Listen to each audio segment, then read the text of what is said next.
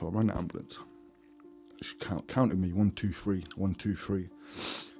Eyes were fully black, and she's got like big blue eyes.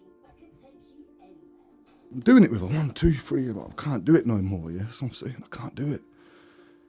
And then she said, is anyone else in the house that can do it? I said, nah. And that just gave me a bit more drive. So but I'm shouting now. So I'm saying, she's not breathing. I'm saying, please. She was already dead because you could see in her eyes. Yeah.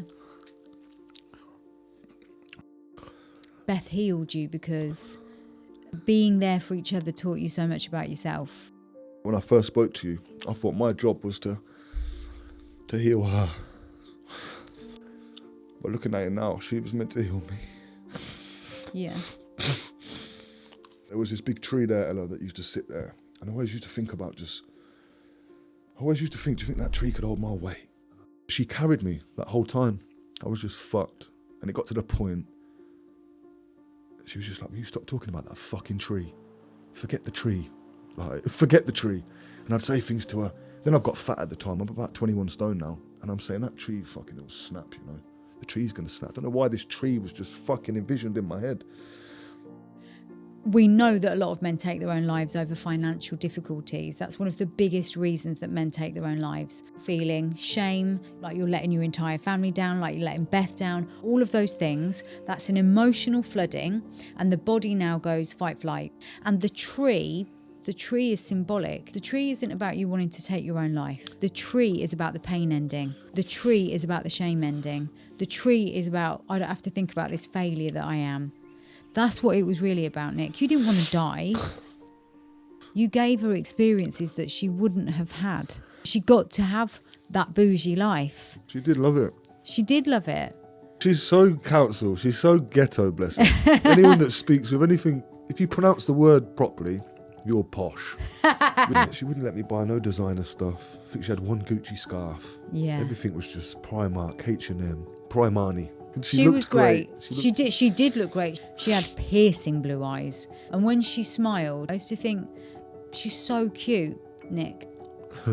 You have given something that I don't think anyone else has ever given on any podcast ever. I am amazed, inspired, and so much respect for you right now.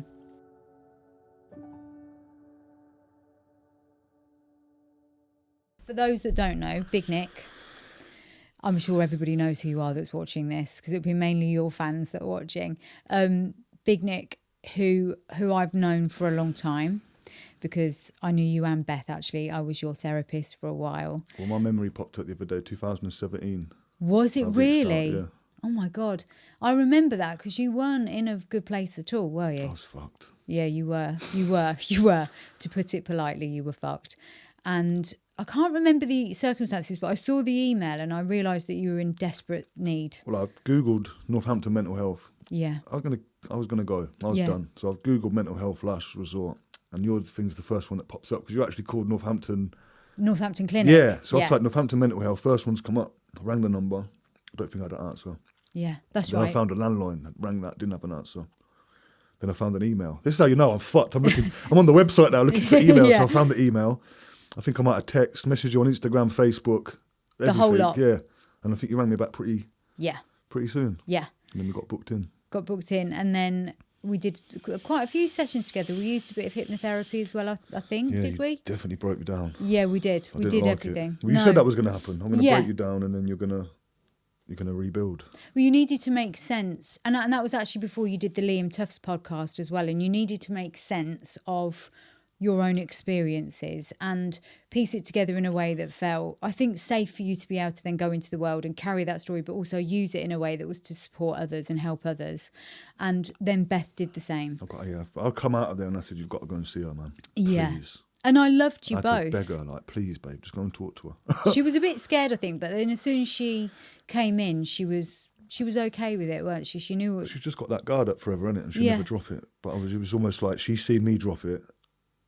If I tell her to do it, she won't do it. But if she sees me do it, it's a show me, don't tell me kind of thing. I always say that. You can tell me till you're blue in the face, but just show me how it's done. Walk the walk. So I've done it, which led her to do it, which is like really the start of our healing, wasn't it? It was, and then both of you did the Liam Tufts, and I know that she was still very emotional. But I only done that for her. I didn't want to do it. I said, you're going to do that. We're going to build you a platform. Oh, I don't know, babe. Or, I don't know.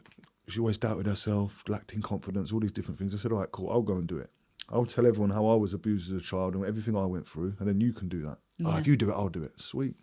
So I done it. How beautiful, She though. did it. That was always the goal. I knew I had to show her. She had such a profoundly sad story to begin with, and she was so brave, and she is like, this word is used a lot, but she really was a warrior. And she was complex, though, wasn't she? She was a complex, beautiful human being. And two complex, beautiful human beings met. And there was this fusion of something really special between the two of you. And I said to you before, for those that don't know, Beth has now passed away.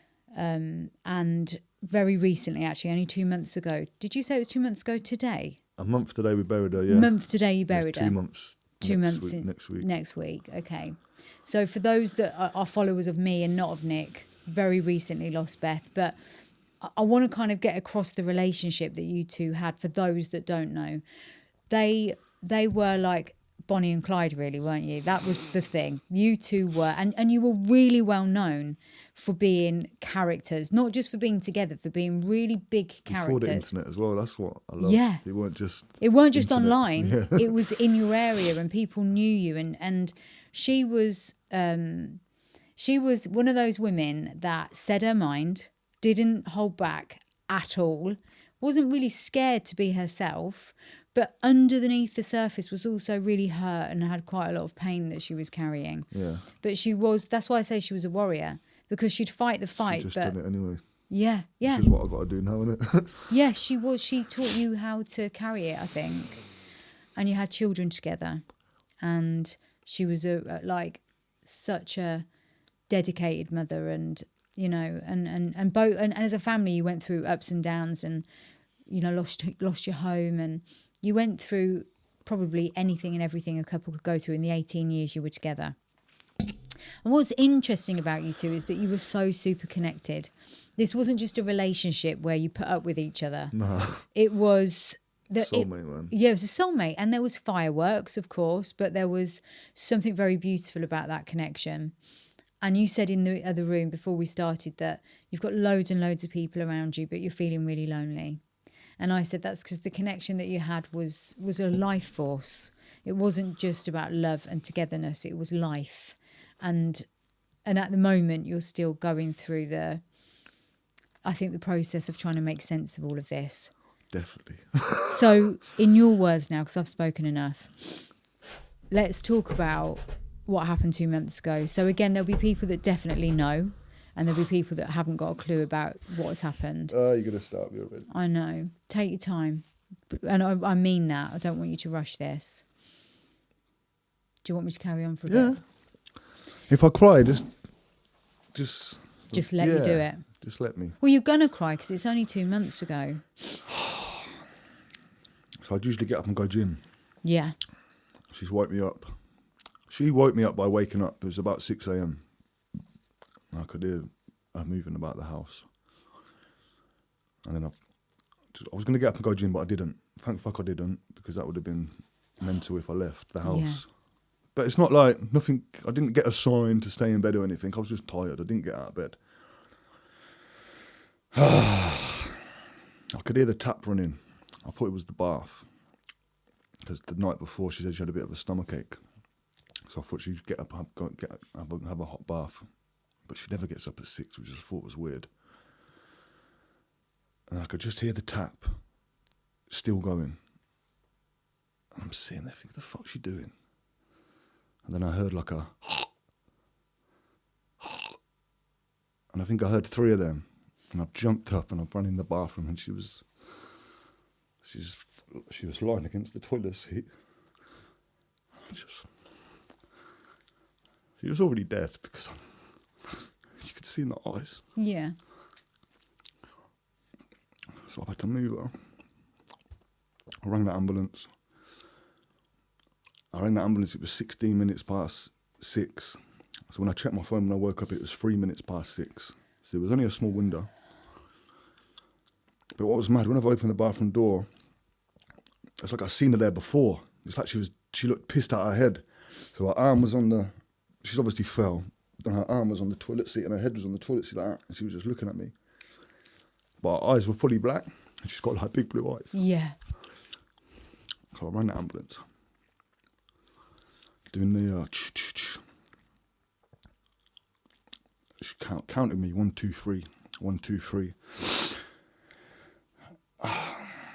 I knew after because I checked the time and it was 9 minutes it took them to get there, yeah? So say halfway through, maybe I'm 4 minutes in, and I'm fucked, man. I bet. My adrenaline's going, I'm knackered, I'm crying.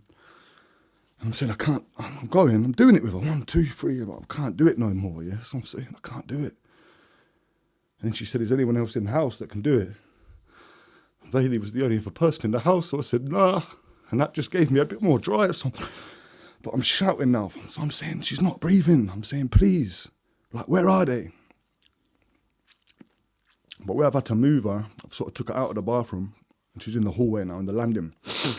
But her head's here, and Bailey's door's here.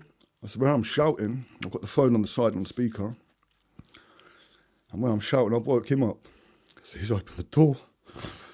See his mum. I'm saying, son, go downstairs. So I'm carrying on. And she's saying, get your boy to go outside, because where we live in a little block, it's like left, left, left, left, left. So I'm saying, son, please just go and wait outside for the ambulance. And then they've come. That was all mad. I don't really remember a lot of that.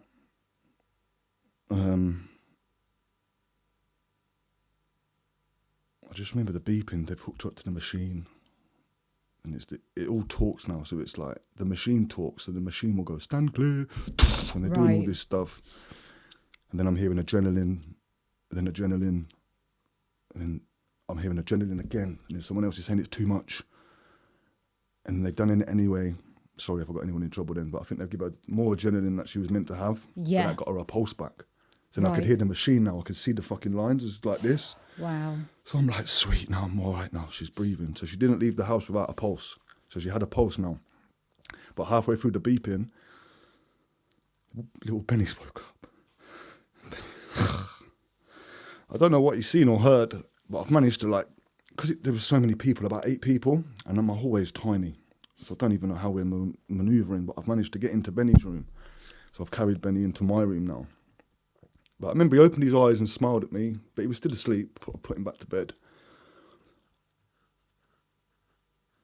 But he heard everything. Yeah.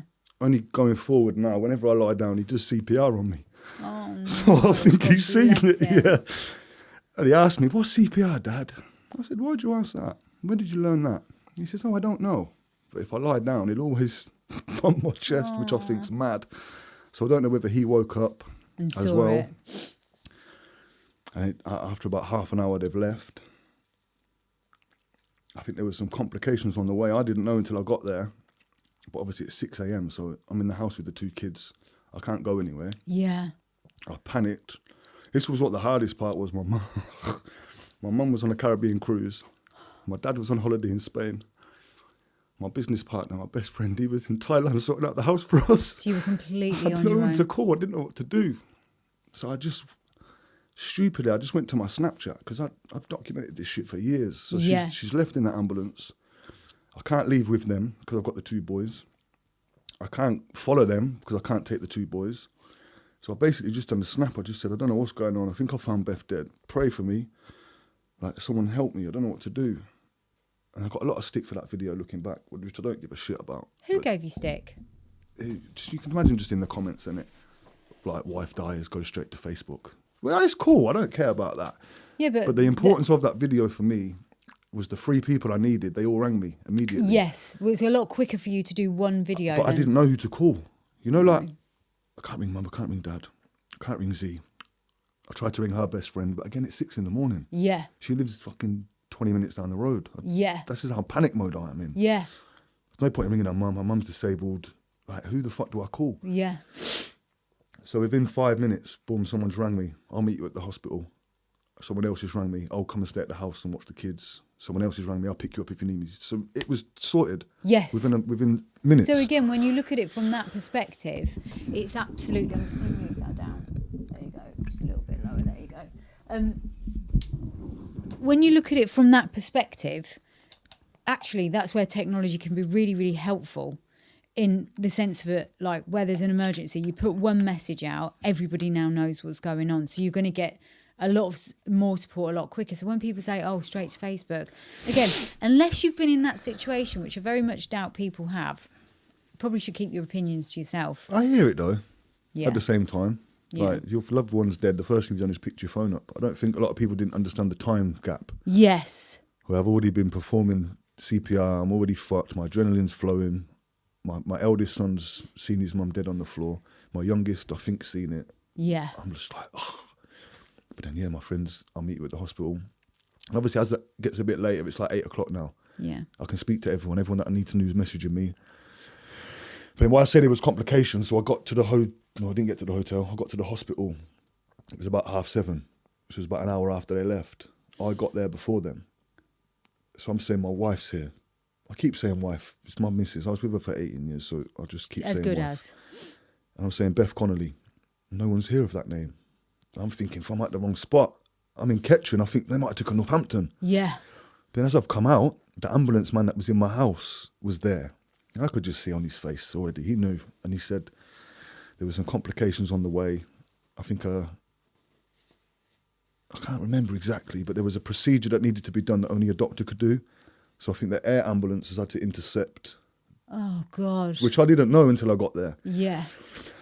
So the air ambulance is intercepted to do what that procedure is. I can't remember. It might have been to put the tube in. Into the throat.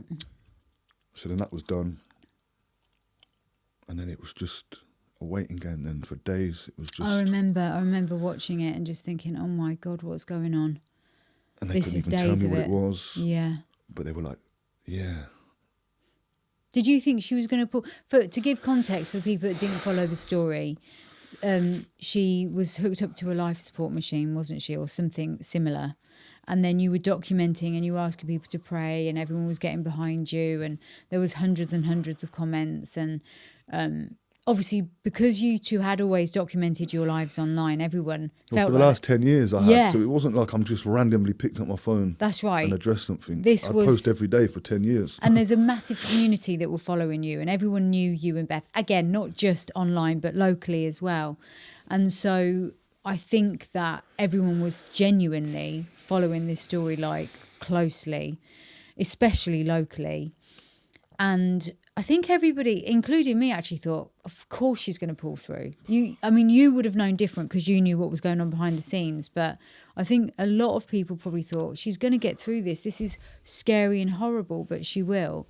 And so when I personally saw that she'd died, I mean, you know, I genuinely thought she was going to pull through. I knew. Yeah. Yeah. I knew by the way they were talking to me and they were talking about... At the point of tests, they wasn't testing to see what it was. It was a legal procedure that they had to do over a 48-hour window. Right. To sort of confirm what they knew. Yeah. But then obviously, how the fuck do I tell my boys that? So it's like, look, if anyone can do it, Mum can do it. Yeah. So But you already knew. I knew. So you're trying to be strong for them and probably just to keep some level of hope up. I say yes, but I think a level of it was selfishness from me because I didn't know how to tell them. I didn't know how they'd react. It's not selfish, Nick. No, because my thought process was I didn't know how I'm going to handle it. That's not selfish. That's definitely not selfish. That's just confused and overwhelmed. And who gives you the rules for this? Nobody. This is, and to give, again, I'll keep putting the context in. Beth died of an aneurysm. So this is a sudden event that nobody was expecting. Although as we go through the story, we'll see that perhaps Beth unconsciously knew that something was going to happen. But yeah, there is definitely no rule book for that. It's not like... But I wasn't putting Bailey or Benny's thoughts. It was my thought process. How can I handle this? How am I going to tell them? It was all like, I'd made it a little bit about me for a couple of days, which I shouldn't have because it's about them. Well, it's about all of you. And as their dad... And I think that's a really valid point that you've just made there, because somehow we're supposed to, as human beings, bypass our own feelings and go straight to the kids. But actually, if the adult isn't prioritising themselves first, how are you supposed to look after the kids? I didn't see that then. I get that now. Yeah. You've got to look after yourself. You've got to process the information. You've got to be clear of what is actually happening before you start thinking about their feelings, because there's absolutely no way you can explain to a child that their mum's died until you've got your own head around that.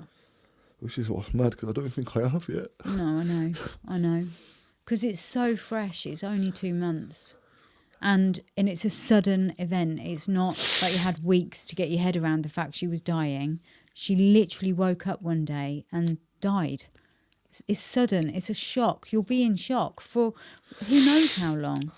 And anyone that's seen your videos, and I know we'll get into this as well, it's actually remarkable to watch how you've been able to talk about this. And I said to you, didn't I, this is different because as we go through this episode, I'll digest with you and process with you and pick points that I think will be useful to other people and allow you to have this space to speak about what's important to you. But up until now, you've been talking to a camera on your own. And so it's very different. I think that's been your journal, and it's been your way of trying to get your head around what's going on, but without actually fully feeling it, maybe.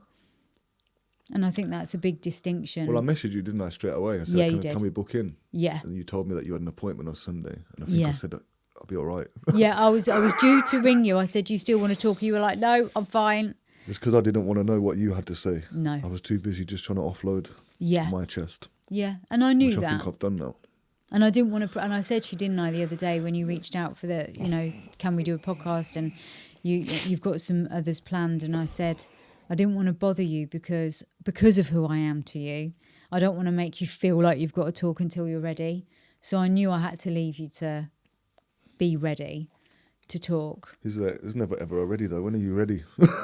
There isn't a ready, and this might not be it. This might not be your ready, but I think it is. I think you wouldn't be here if you weren't ready to.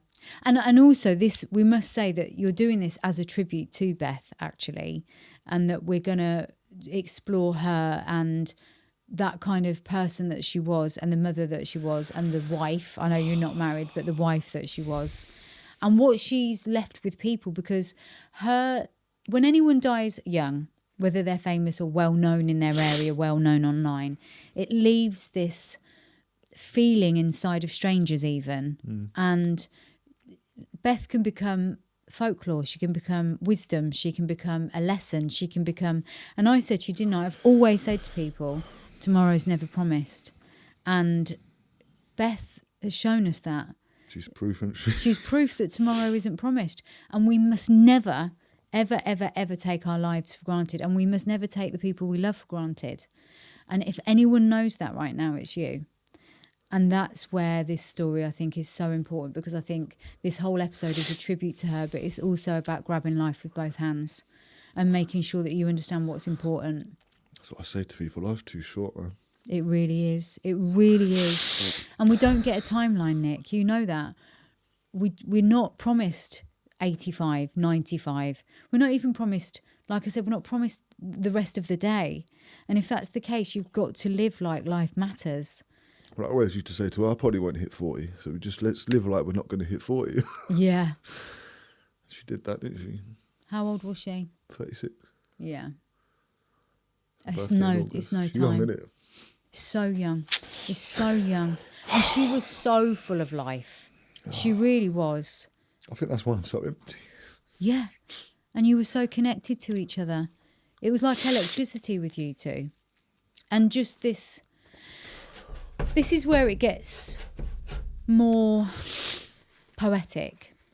So we touched on this at the beginning because we mentioned that you'd both been on Liam's episodes, a podcast, both of you had done an episode, and Beth's episode was particularly touching because she's experienced so much childhood abuse and she'd gone through so much pain, and she was still trapped in that a little bit, wasn't she?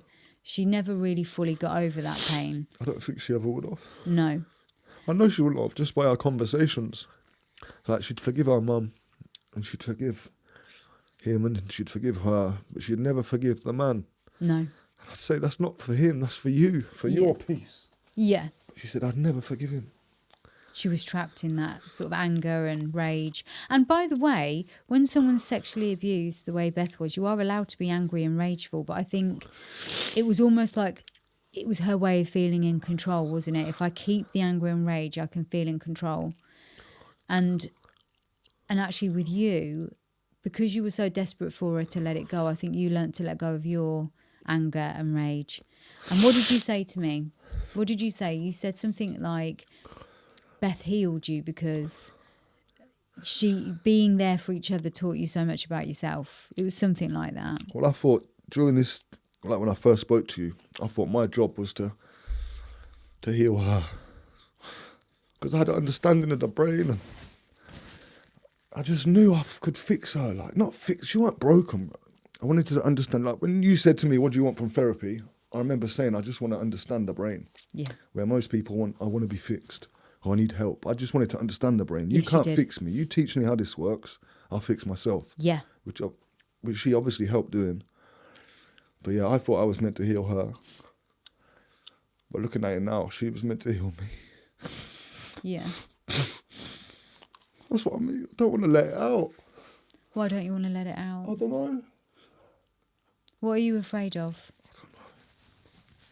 I don't know. I'm not afraid.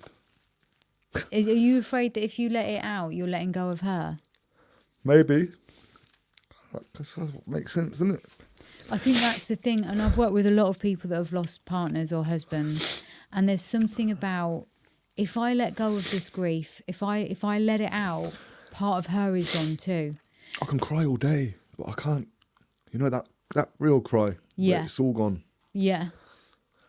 Maybe it's got to come out piece by piece. Maybe it can't come out all in one go. Maybe, you know, that connection, if it comes out all in one go, you might feel almost too, not empty, but maybe numb. Maybe you need to feel the grief at the minute. Bit by bit. Yeah, bit by bit. I want to feel it. That's why I'm not doing the whole drugs and drinking and... Yeah. Like I specifically sleep with the medication that I was addicted to in my house. Yeah. Because I don't want it. I don't want it to not be there. I want to know that if I want it, I take it, but I don't want it. Yeah, you're beating it every night. I'm strong, man. Yes, you are. And I can cry every morning. I can cry every night. But it's just little, you know, just the little ones. Yeah. Whereas I just, that big... But yeah, she healed me. I thought I had to heal her. She healed me.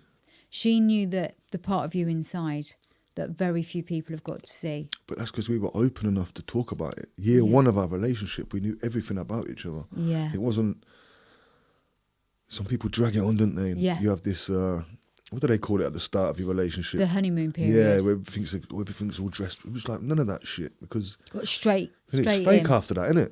And then you fall in love with this fake honeymoon shit. So I was just like, I'm fucked, man.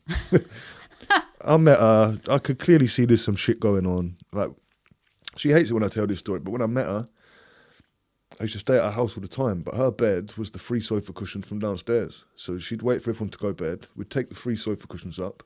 Then just imagine 3 sofa cushions lined in a row. Wow. And we'd sleep on our sides, like literally hugging. You've got that much room to sleep, innit?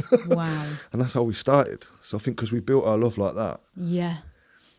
And we still used to cuddle today, like, I say today. The day before she died, we cuddled before bed, do you know what I mean? Yeah. You were very affectionate. I think because she allowed me to love her and I allowed her to love me. Yeah. And none of us had that before. No, you didn't.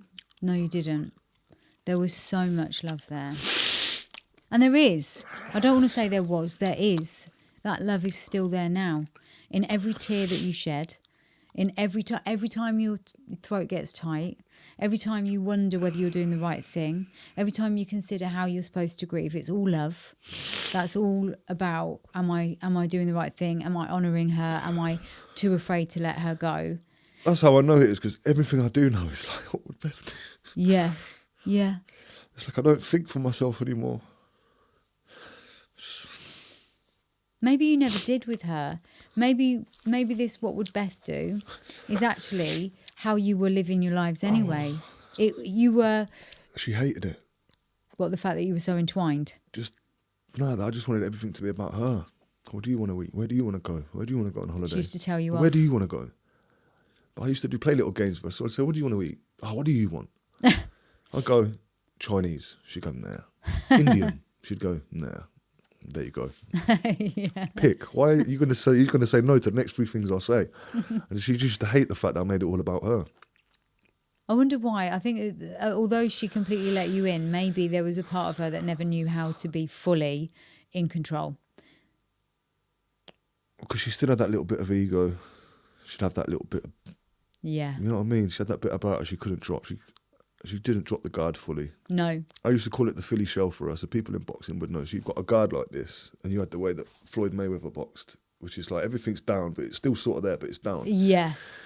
It weren't down fully with her. I'd put my hands down my side, man. I'd drop my guard, and I don't think she could. And I think any time she'd done that previously, it led to a bad experience, yeah.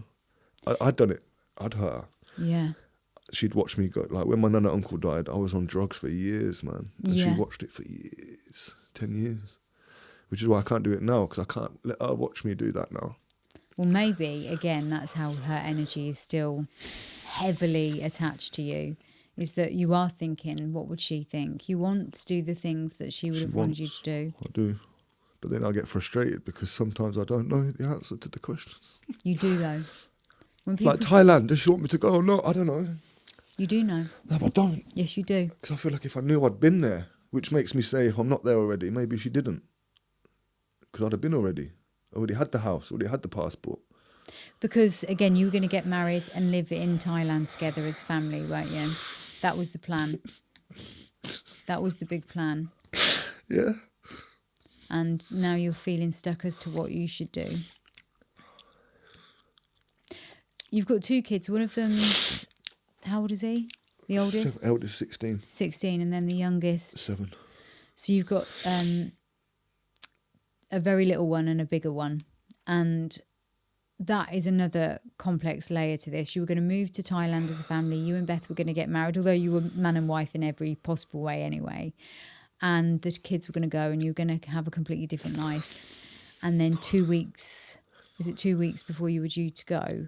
Or 2 weeks before you were due to go and visit? The passport, yeah. So we booked our passports, paid for the special delivery, whatever.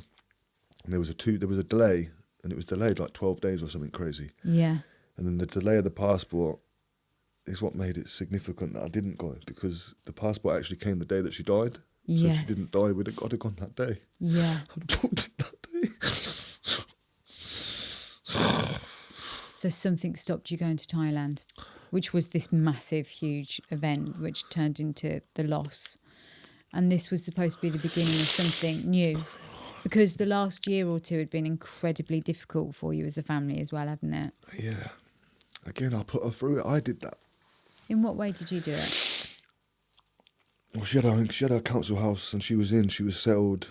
She could have probably bought it if she wanted to, but I just said to her, so a couple of weeks before, one of Bailey's friends was sadly stabbed to death, and that was a little thing. I just said, nah, I'm getting him out. I think Bailey was 12 at the time. Yeah. So I just said to her, just drop everything, man. Give your house back. Tell him you don't want it. Tell him I'm with my man and we're getting our own house. I don't want no benefit. I don't want no help. So I said, come off everything and I'll do it. This is what I've tried to do our whole relationship. Let me get you so we've got the nice car and the nice house and the freedom. And then I did it. I got a new car, got a new house for us. She gave up the house, we moved in. And I see all their memories now, and it was the happiest of her life. She's never been so happy. And then I was there for 4 years, but after 3 years, I started suffering a little bit mentally. I think I lost one of my businesses. The restaurant that we had closed because it come to the end of lockdown. I had a CBD company. Then it got to the point you couldn't even say the word CBD. Yeah. Because it was all like, unless you're Holland and Barrett, you can't. Yeah.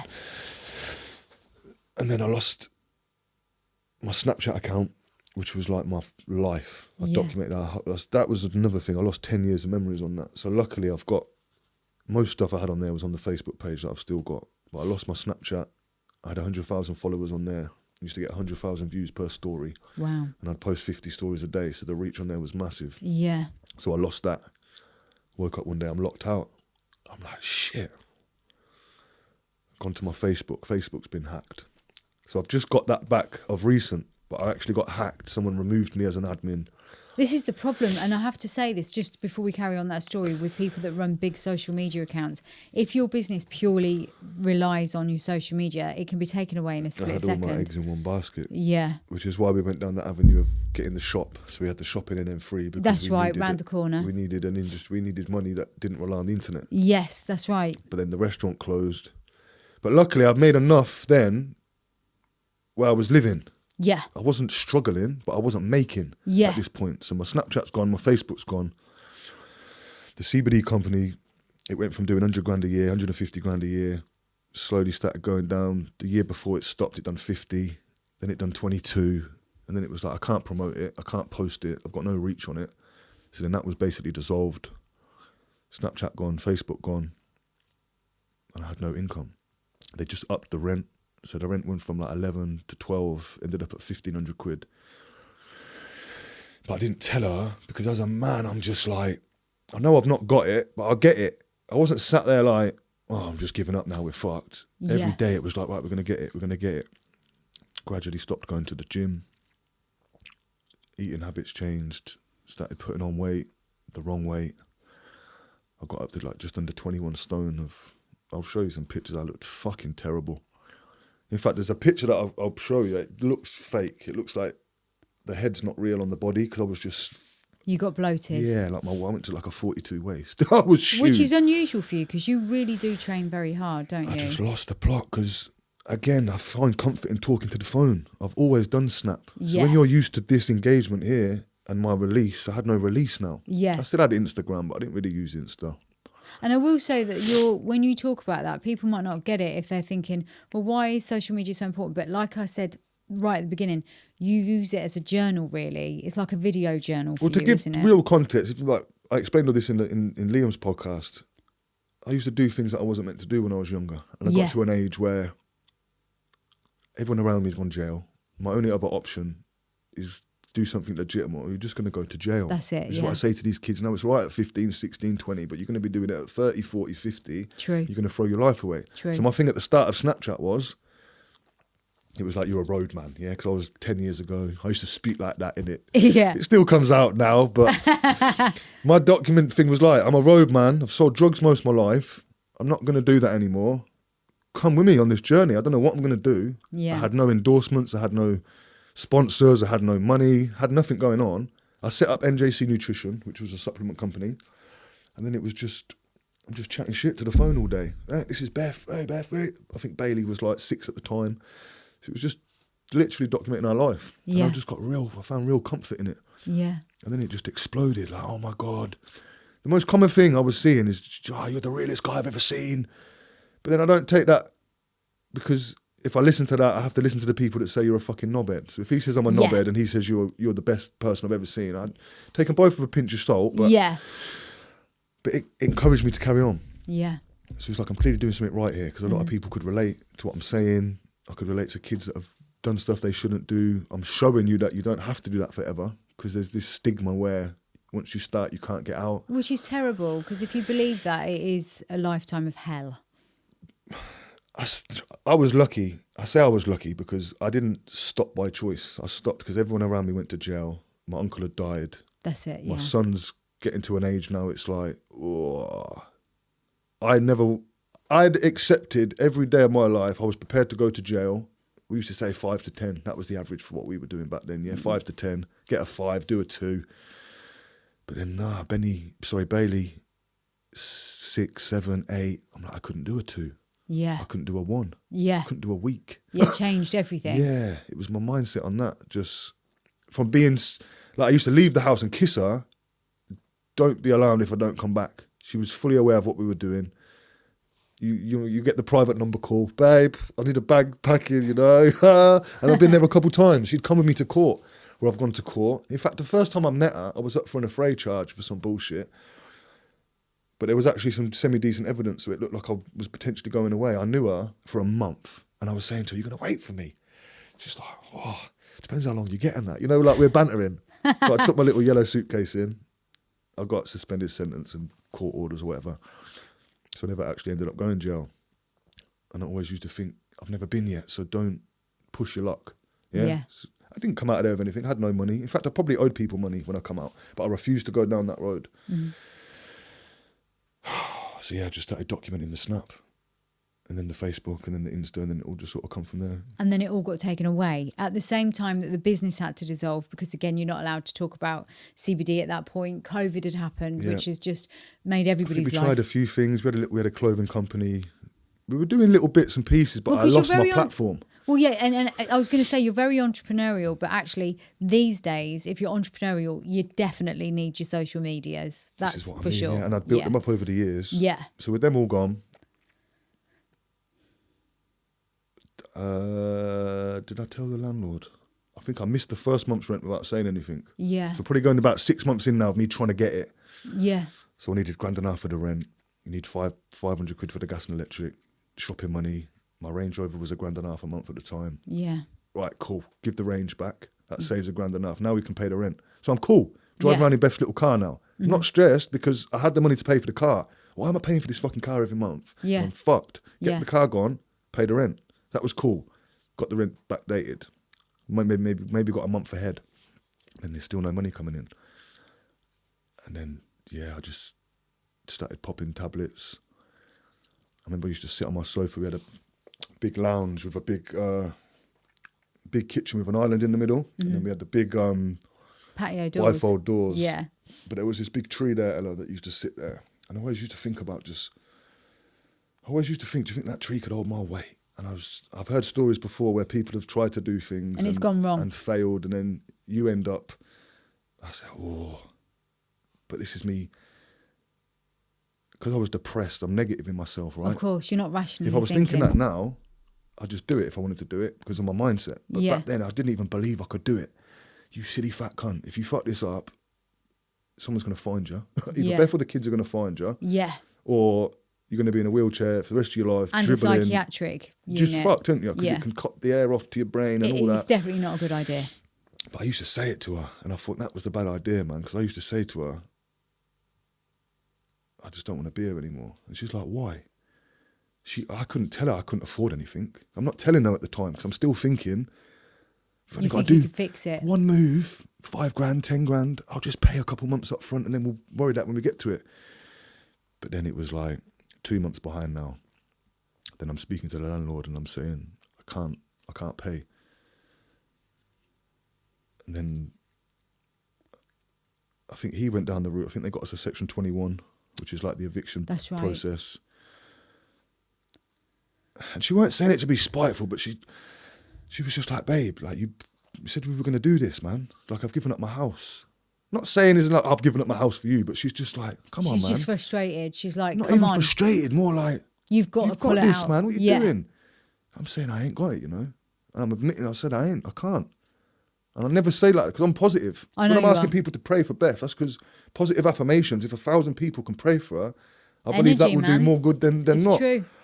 I just said to her, I got no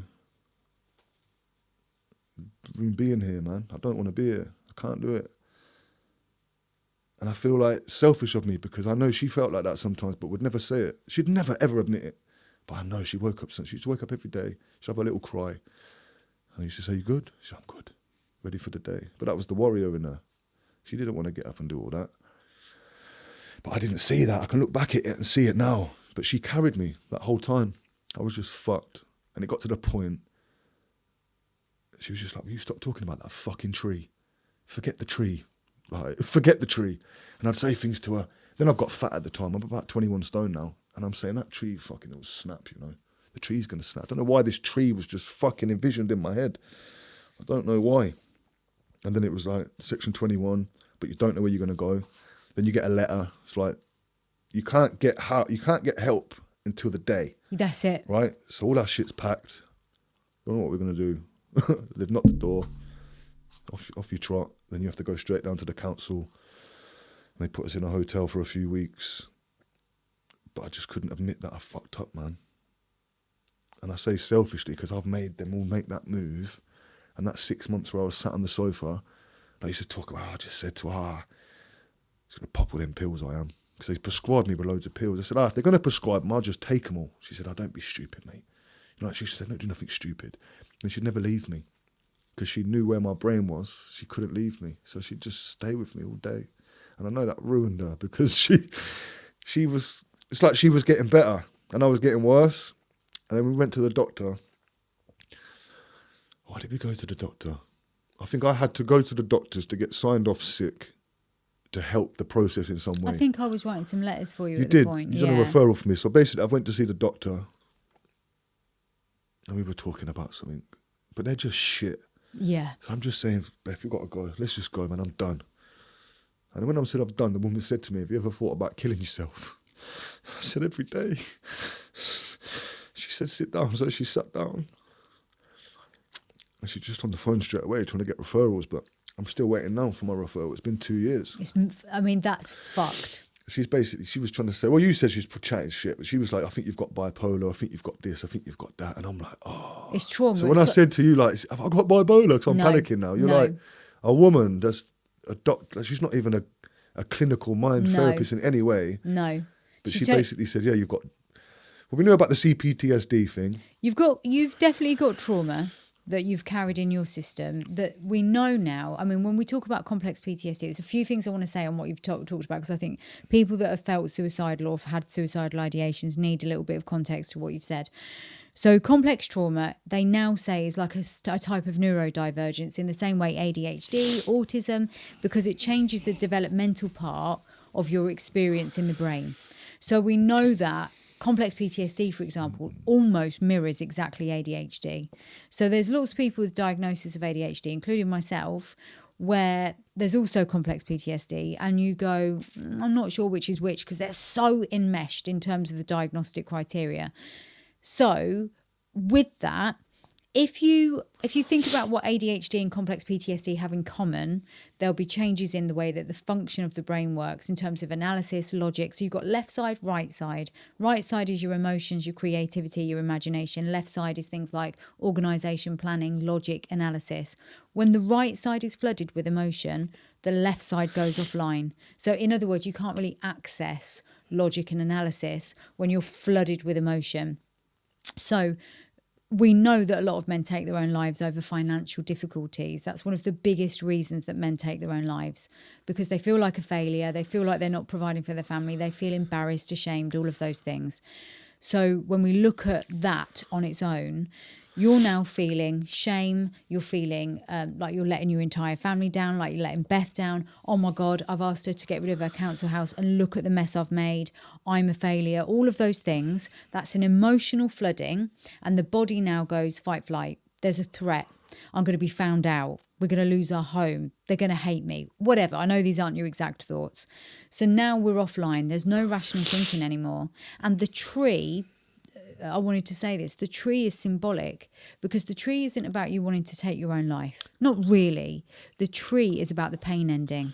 The tree is about the shame ending. The tree is about, I don't have to think about this failure that I am. That's what it was really about, Nick. You didn't want to die. You didn't want to die. You didn't want to leave your children. You didn't want to leave Beth. And that's a weird one, because it's like, you don't want to be here. I knew that, though. I knew I didn't want to be here, but I didn't want to die. Yeah. But then you think, like, the way that I was, not acting, but the way that I was, it wasn't no good for no one. No. And I couldn't, this is what's mad, I couldn't see.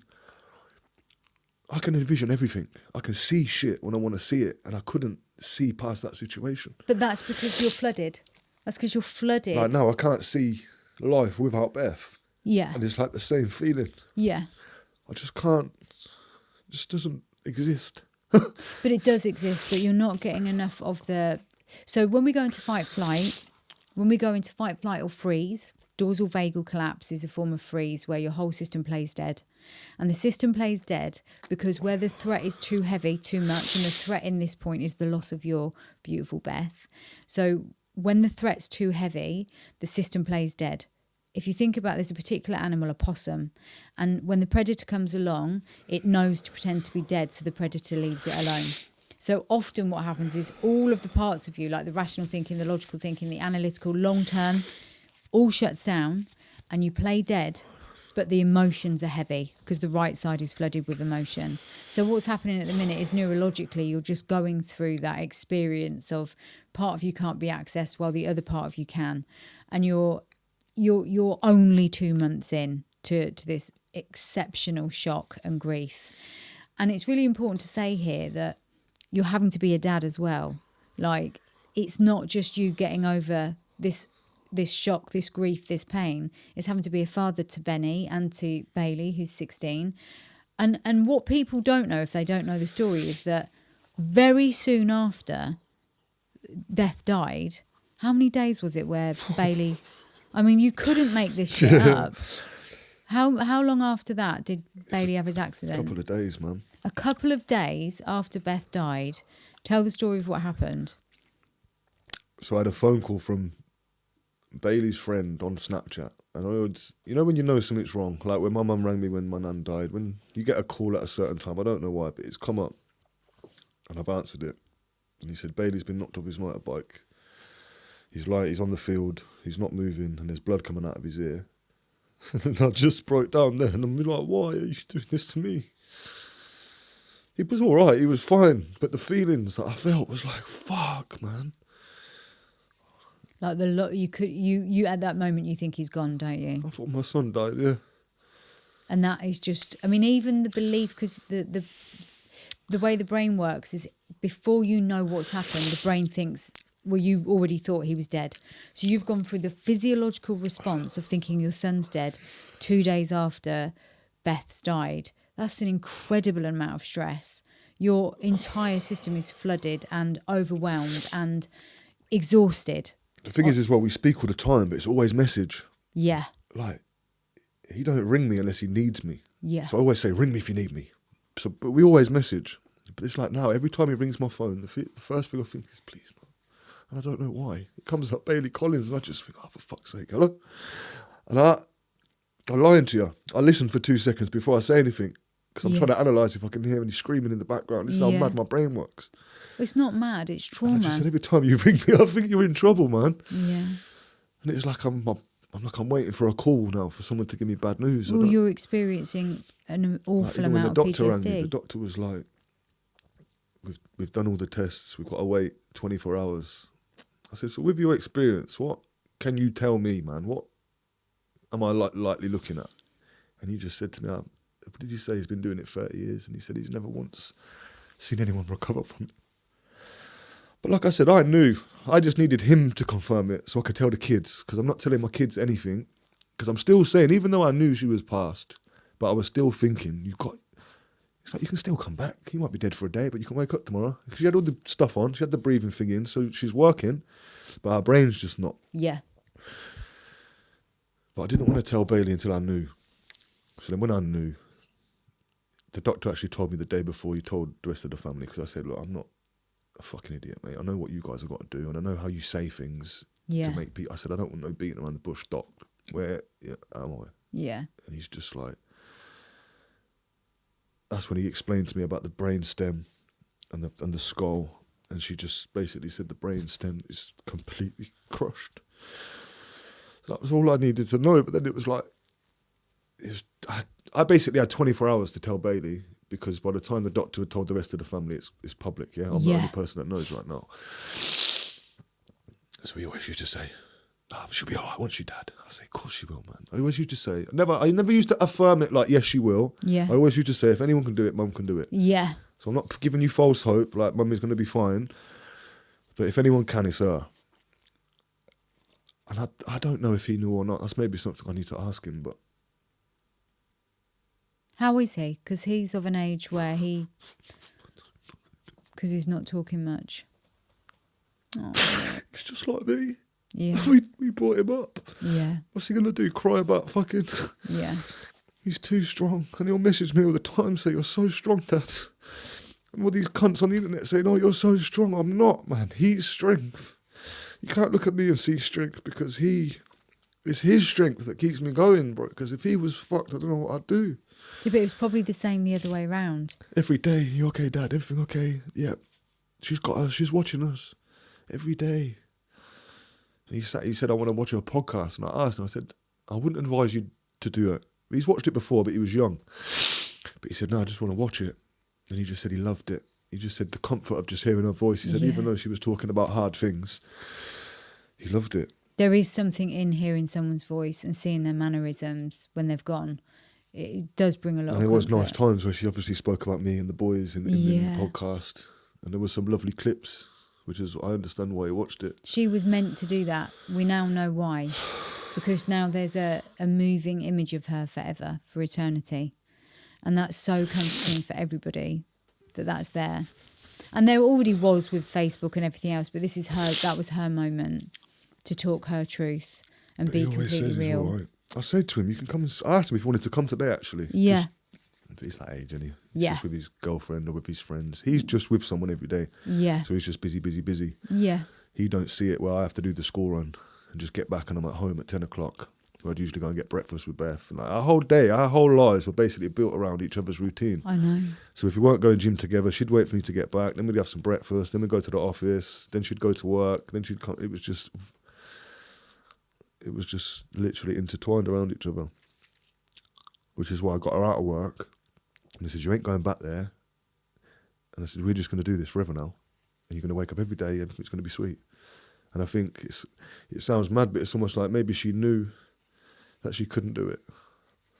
Because I remember something she said to me, which I'll never forget, when you was explaining to her about the brains. If you was to do a brain scan on like a normal person and a brain scan on someone who'd been through something like Beth, it would just look completely different. Yeah. And for some reason, she just always sat with that, like she, not in a bad way, but you know, like she knew there was something different about her brain. And we've got a guy that we go and do bloods with, and she said to me, next time you go and get your bloods done, can I come? I said, I'd love that. What, get a full blood panel check and see where you're at, and we'll dial in your diet. And she's like, yeah, I'd love that. And I don't know why I never went. I could have gone any day with her, but she wanted to get her bloods checked. She used to say, like the week before she died, she asked me if I'd get buried with her, which I thought was fucking weird because she always knew I wanted to be scattered. She was like, would you get buried with me? So without hesitation, I bought a double dig straight away. Wow. I'm with her, yeah. A week before she died? A week before she died. And I said to you in there, she subconsciously just knew that time was up. I think we do. I don't think we ever consciously know we're going to die. But I think she subconsciously felt the urge to kind of just have those conversations with you. Well, I see one of my friends who just come out of jail, so we missed the funeral. But he was like, I see her a couple of days before, because they do the school run. It's all close, but the school run's like the back of my house. So he would have been there with his missus, and they'd just seen Beth, and he said, yeah, we had a good chat with her for half hour. And it went over his head when he said it to me, but it's almost like she said her final goodbye and that, bro. It was mad. And everyone that I've spoke to, it's like she went and seen everyone. Yeah. She had a friend in Corby that was dying of cancer, and she'd go there. It's like she had a mission, and she was just going and seeing everybody. I think people subconsciously know. And then when she said, will you get buried with me? I said, why did you ask that? She was just like, I'd just like us all to be together. But I said, she said it like she knew I was going to outlive her. Yeah. When we had always spoke about, because my uncle passed at 40, he had a mad life.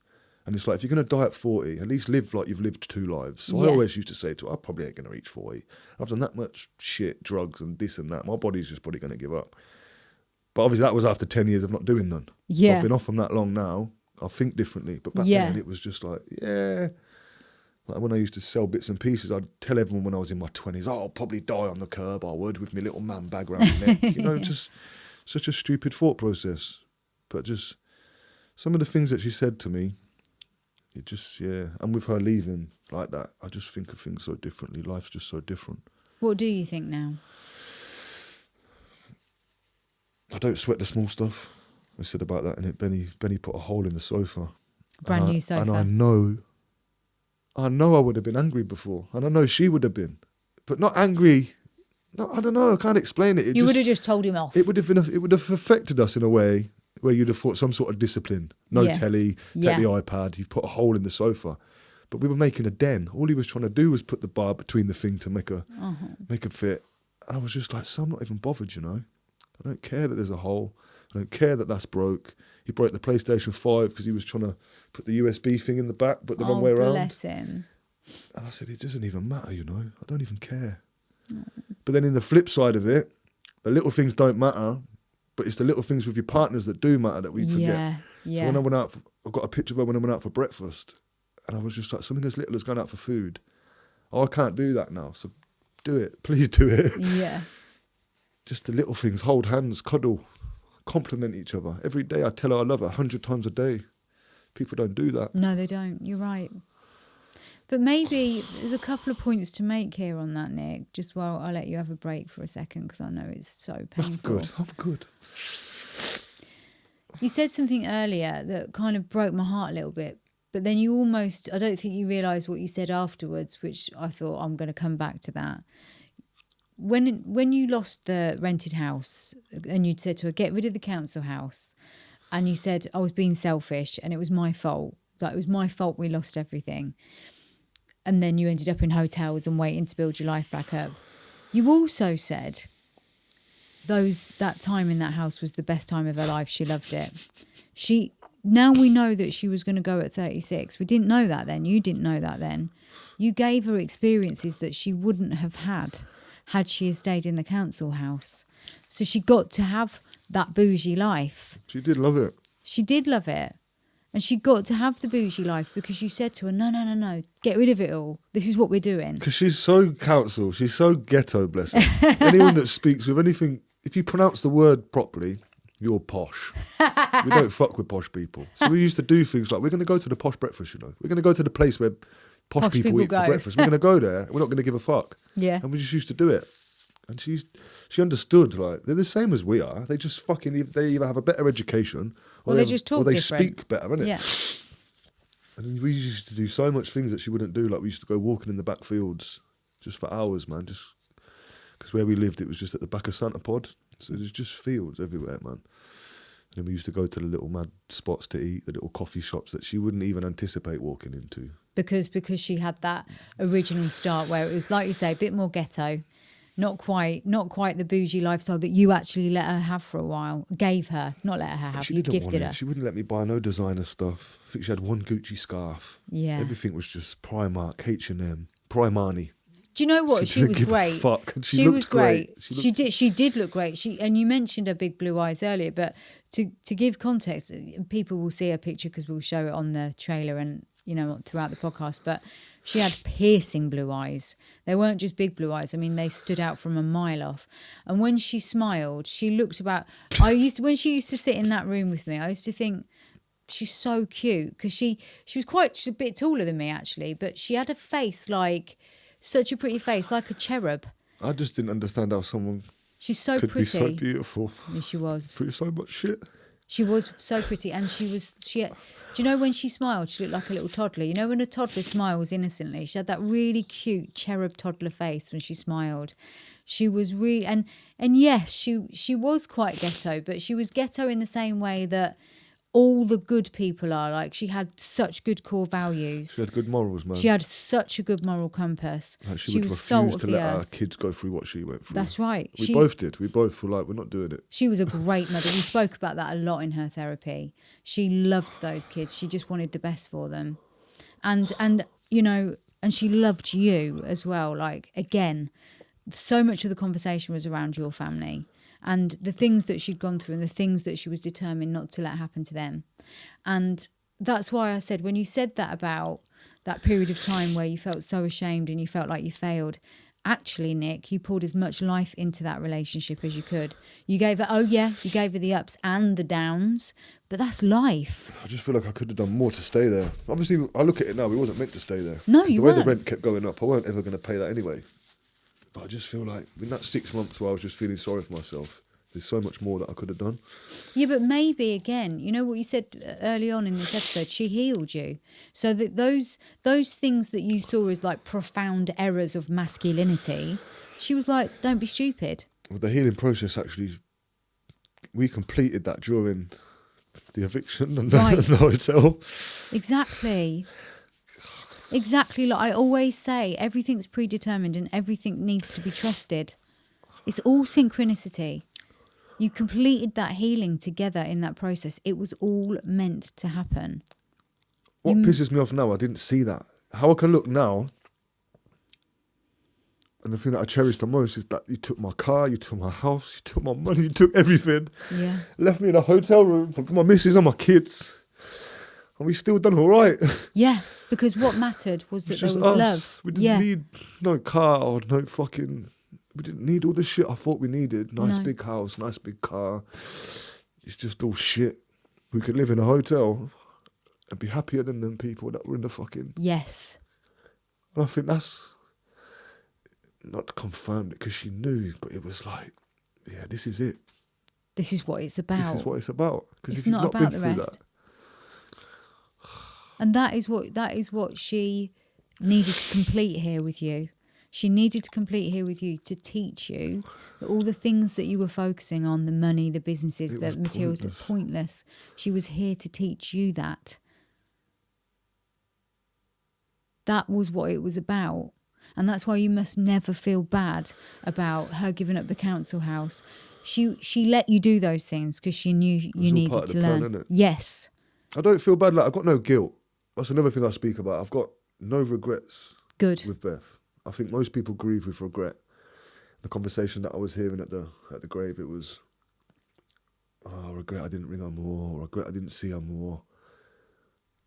And it sounds bad because other people's regret became my peace because I was like, I don't have no regrets. Yeah. I hugged her to sleep every night. I kissed her every day. I told her I love her every day. Even if we argued, we could argue. And I'll still say, like, do you want to bring some food back? Because we can argue, but you still need to eat. You can hate me, but we still got to eat. We've still got to do everything we've got to do because we're not going to be arguing tomorrow. And we refused to go to sleep and wake up with yesterday's arguments. So if we're going to fucking go, let's go now. If we're going to bite a chunk out of each other, I'm here for it. Yeah. But we're not doing it tomorrow. Yeah. Because we've done that before and we know what... You know what I mean? We understood our own triggers. Yes. We were very conscious of our own triggers. Yeah. Because 10 years ago, we would use our own triggers. As weapons. Yeah. And then when you realise that they can be used as a positive rather than a weapon. Well, you use them for what they are. They're messengers, but they're not meant to be weaponised. I always say that. When we're both traumaed and I'm probably not even going back 10 years. I'm probably going back 16. Yeah, yeah. You know, like when we were in our young 20s. Yeah. And we're just kids. Yeah. With a kid. Which is also what's so beautiful as well, because getting to nearly 40, I can look back at all of it and just be like, what a fucking journey we had, man. Yeah, you did. And actually, and I talk about this a lot, and anyone that watches this will know Susie, because I talk about Susie all the time, and we said out there, didn't we, like the whole point of when someone dies is keeping their energy alive, is that people that never met them hear about them, and their energy is everywhere for that reason. And I always say this, and I said it to you, I believe that God is science and science is God, and that all of it is a code. All of it is, again, a simulation, a matrix, whatever you want to call it. And one of the things that physics shows us is that energy is simply transferred. There's no beginning, there's no end. It's infinite. It just transfers and redistributes into whatever the atmosphere needs at the time of death.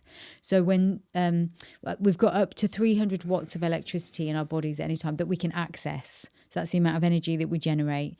We're usually around 20 watts of electricity, the equivalent of in our own bodies, even asleep. Wow. So when someone dies, that energy, according to physics, and it's never been disproved, simply transfers and is redistributed into the atmosphere.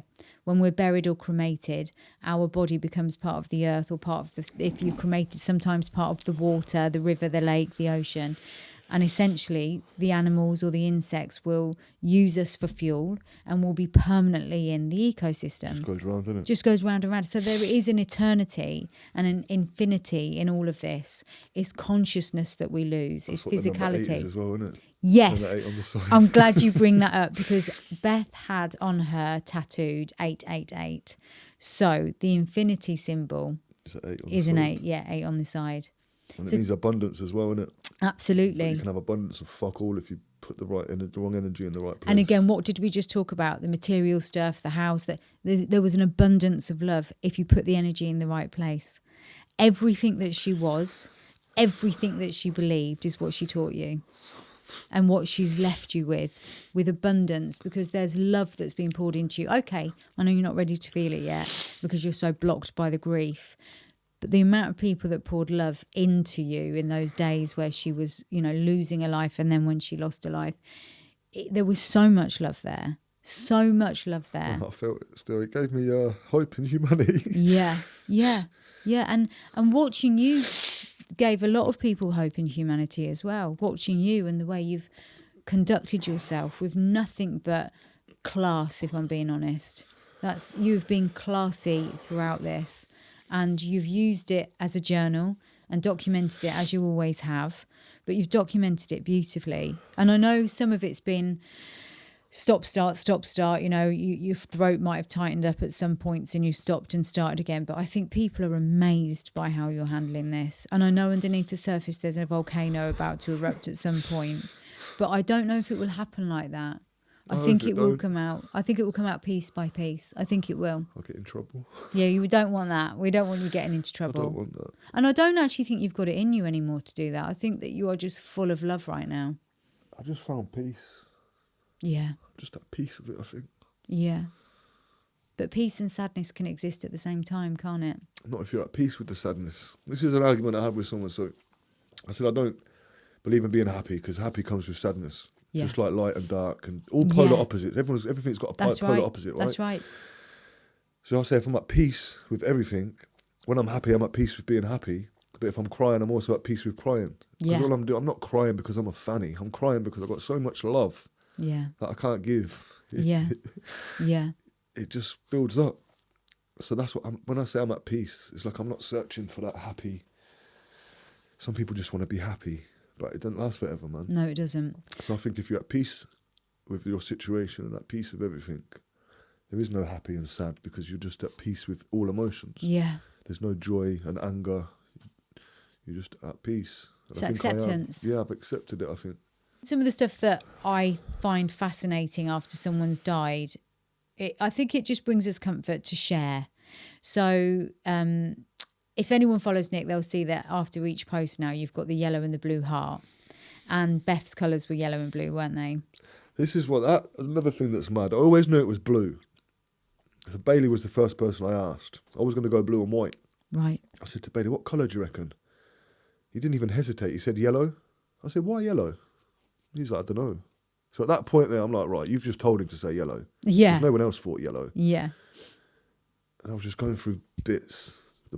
It don't matter now because our bank's shut, but the password for our online banking was yellow. And I found it in a book. I didn't know that. But when I met her, she used to say yellow in such a way. She used to whisper yellow in my ear, and I forgot about it until she said it. But I can't even do it how she does it, but she'd say it different. Like I say yellow, she would go like yellow. Like she said it so weird, it was strange. And then when he said yellow, I thought, fucking hell, it was yellow. And then everything I was seeing, every picture I had, she was wearing a yellow vest or a yellow dress. And I was just like, what the fuck? Wow. But I didn't even know. Well, I did know, so I must have known subconsciously. But you weren't reaching it, yeah. What colour? Obviously blue, duh. But then everything else was like blue and yellow, and it was just mad. And then it was like sunflowers and forget-me-nots, blue and yellow. Yeah. So she like going through our phone, like our friend sent her some flowers a year ago on the day, and they were blue and yellow. It was just so many fucking weird things. But everything was blue and yellow. And then the suitcases. The suitcases, yeah. I've gone past the charity shop and there's 3 blue suitcases and 3 yellow suitcases there. I bought a ball game for the kids. The balls were yellow and blue. Mm. But it's all boxed up. You wouldn't know. You know? Yeah. I didn't even buy it. I'm lying. We were going to go to the lakes. When our best friends come over, I bought him some armbands, a floaty thing. And it was a game, like an inflatable thing where you put the sticks in and you got to throw the hoops and the balls on it, or whatever it was. But yeah, the balls were yellow and blue, which I just thought was fucking insane. And then the Matilda thing, yeah, so I told you about that, right? Tell that. She said, randomly one day, around the time where she was asking me about double digs, would you get buried with me? Yeah. She was like, I really want to watch the film Matilda. I'm saying, what, Danny DeVito? Like, what? Why? And she was like, oh, babe, that was one of my favourite films growing up. Because it was all about the little girl that was unappreciated and bullied and whatever, and then she just turned into this fucking princess. It went over my head anyway, I didn't think nothing of it. And then she's passed away. I was washing up. And then the door knocks. I didn't even open the door. I think I told you I opened the door. I didn't. I've opened the kitchen window. And I said, you all right, girls? 2 little girls. And then one of them asked me if Matilda was coming up to play. I said, nobody lives here called Matilda. They giggled and ran off. I just broke down like, you fucking cunt. But I must have been going through something that day where she thought, I've got to pull him out to of let it. him know. And then my mum rang me and said that there was a family of robins in her garden, 4 of them. But she said one of them had really long legs. And I was just, yeah, she loved my mum and her husband. She actually, just, like when you can't talk, are you meant to talk? And it just come out? Because I just pause, like I'm off. What is your brain trying to protect you? She asked my mum's husband to walk down the aisle. Oh. And yeah, she just loved my mum. She always used to speak to my mum. Like, they're just as gutted as I am. Yeah, I bet they are. But I asked him a week before she died, I said, I know you're going to say yes, but she just really wants you to walk her down the aisle. And we weren't even going to tell anyone we were getting married. We were just going to go and get married. She wanted to get married on the 8th of the 8th. She wanted to get married on her birthday. Then she wanted to come back and have a birthday party. So she knew everybody would come. Yeah. But it would be the wedding party. Yeah. Yeah. That's maybe the only regret is that we didn't get married. But then would that make this process 10 times harder? I don't think you two needed a piece of paper, Nick. There's so many little signs that you're getting from her all the time, be it blue and yellow, be it the game, be it the number, be it just, you know, the Matilda, the 2 little girls asking for Matilda. That was mental. That is mental. How many days did she say? Was it 2 weeks or 2 days? No, it was a couple of days. It was a couple of days before she died. No, and after. Just after she died. So these girls turn up 2 days after she dies, and it's only a week or so before she dies that she mentions that she'd like to watch that film with you. And it's the way they said, is Matilda there? coming out to play, please? I mean, that is crazy. Fucking broke me, that did. I bet it did. I think that was the first. That was the first big one. Yeah. Because I couldn't do it at the hospital. No, I'm lying. The first big one was when I told Bailey. I didn't tell him. That's how strong we are. I couldn't. Yeah, he knew. He was in the kitchen. He was making a drink. And I said, Bailey. And I think I've tried to tell. I think I've actually tried to say it. And I'm not talking. So I remember just grabbing him. He had a hoodie on. And I've grabbed him by the side of the hoodie and I've put his forehead against my forehead like that. I was just shaking my head. He said, is it Mum? I said, yeah. And then he knew. I just didn't know what to say to him. How do you tell a kid?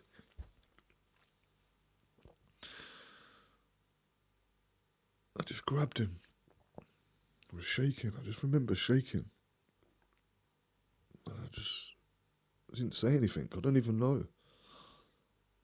But he knew, from me not saying nothing. But then then Benny got me. Because I didn't tell Benny. It took me about 2 weeks, you know. Yeah. I didn't. Oh, that was so hard. How do you tell a 7-year-old? Well, the thing is, again, is it selfish of me? I didn't want to take him to the hospital because I didn't want to see. She had tubes in her neck, pipe in her throat. It was like, you could see where the plasters on, there's blood everywhere. It didn't look clean. She looked beautiful, but it didn't look like I want to take a baby in. Bailey come in to see her.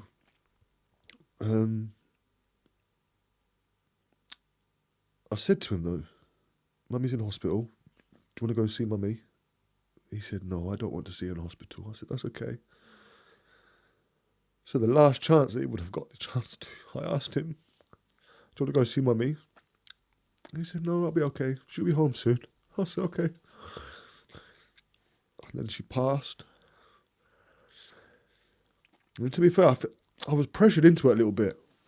I'm saying to people, be careful what you're saying around Benny because he doesn't know yet. Yeah. Well, don't you think you should tell him? Maybe, but I can't right now. And then it's just like, obviously people want to be around him. Like 2 weeks have passed now. Can we have Benny for the day? Just don't mention nothing about Beth.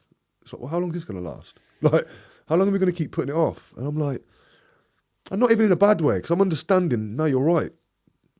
Because I should tell him. I just didn't know how to tell him. Well, he said something. I was waiting for... I wanted him to initiate it, but he goes to like a... I don't even know what school it is, but it's like religious. They've got all quotes on the wall and it's all like love, light and blessings and John 3:16 and all these different proverbs and stuff like that. And he watches this thing on Netflix, this K-pop demon stuff, which everybody watches and dances to, and that's all about souls and spirits. So he said something to me. He was talking to me about God and about souls and about angels. And I said, I'm glad you mentioned that. I said, I've got something to tell you about Mummy. He said, is she okay? Oh. I said, I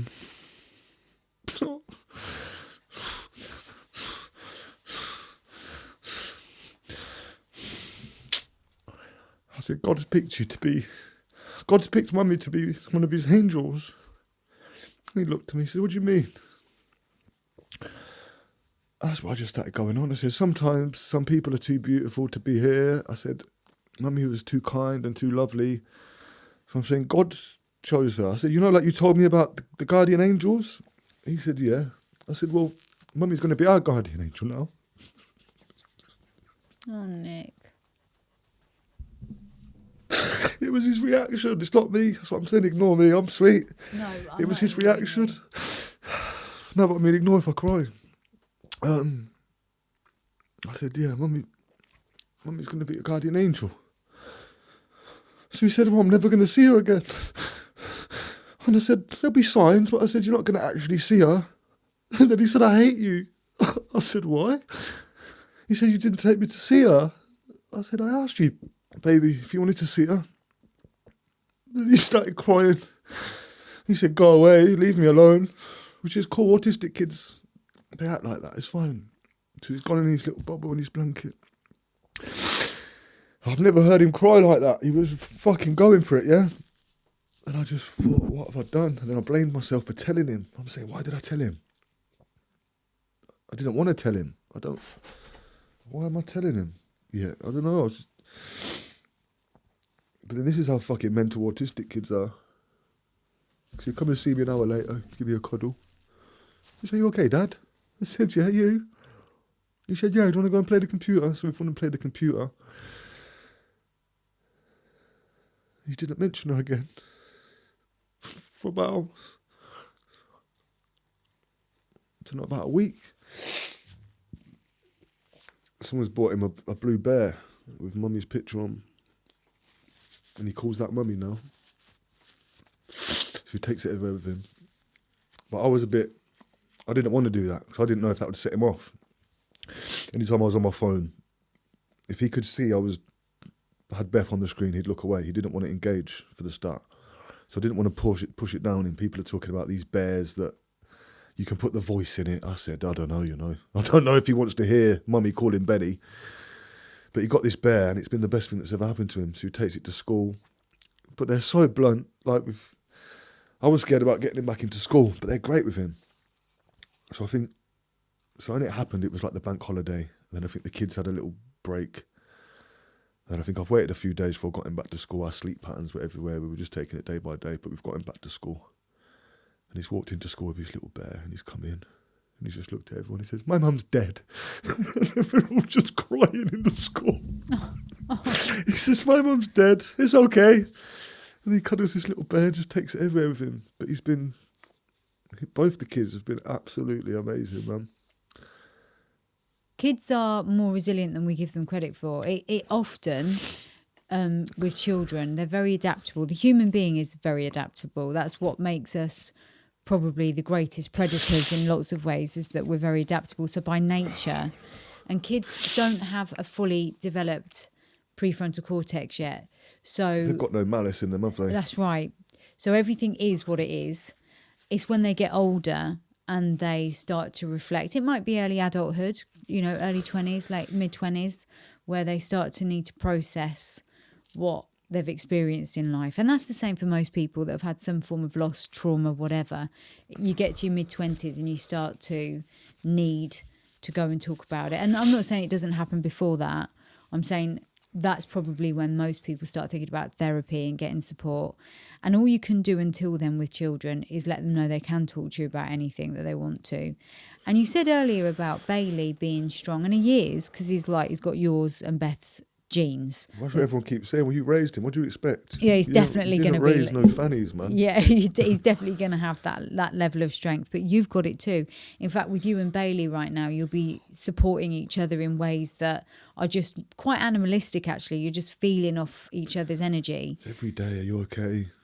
You're so strong, Dad. I love you to bits. Mum's watching us. I'm just like, you're the epitome of strength. You're making me strong, because I promise you, if they weren't here, it would be different, man. Yeah. I know what life is. I know the reality of what it is.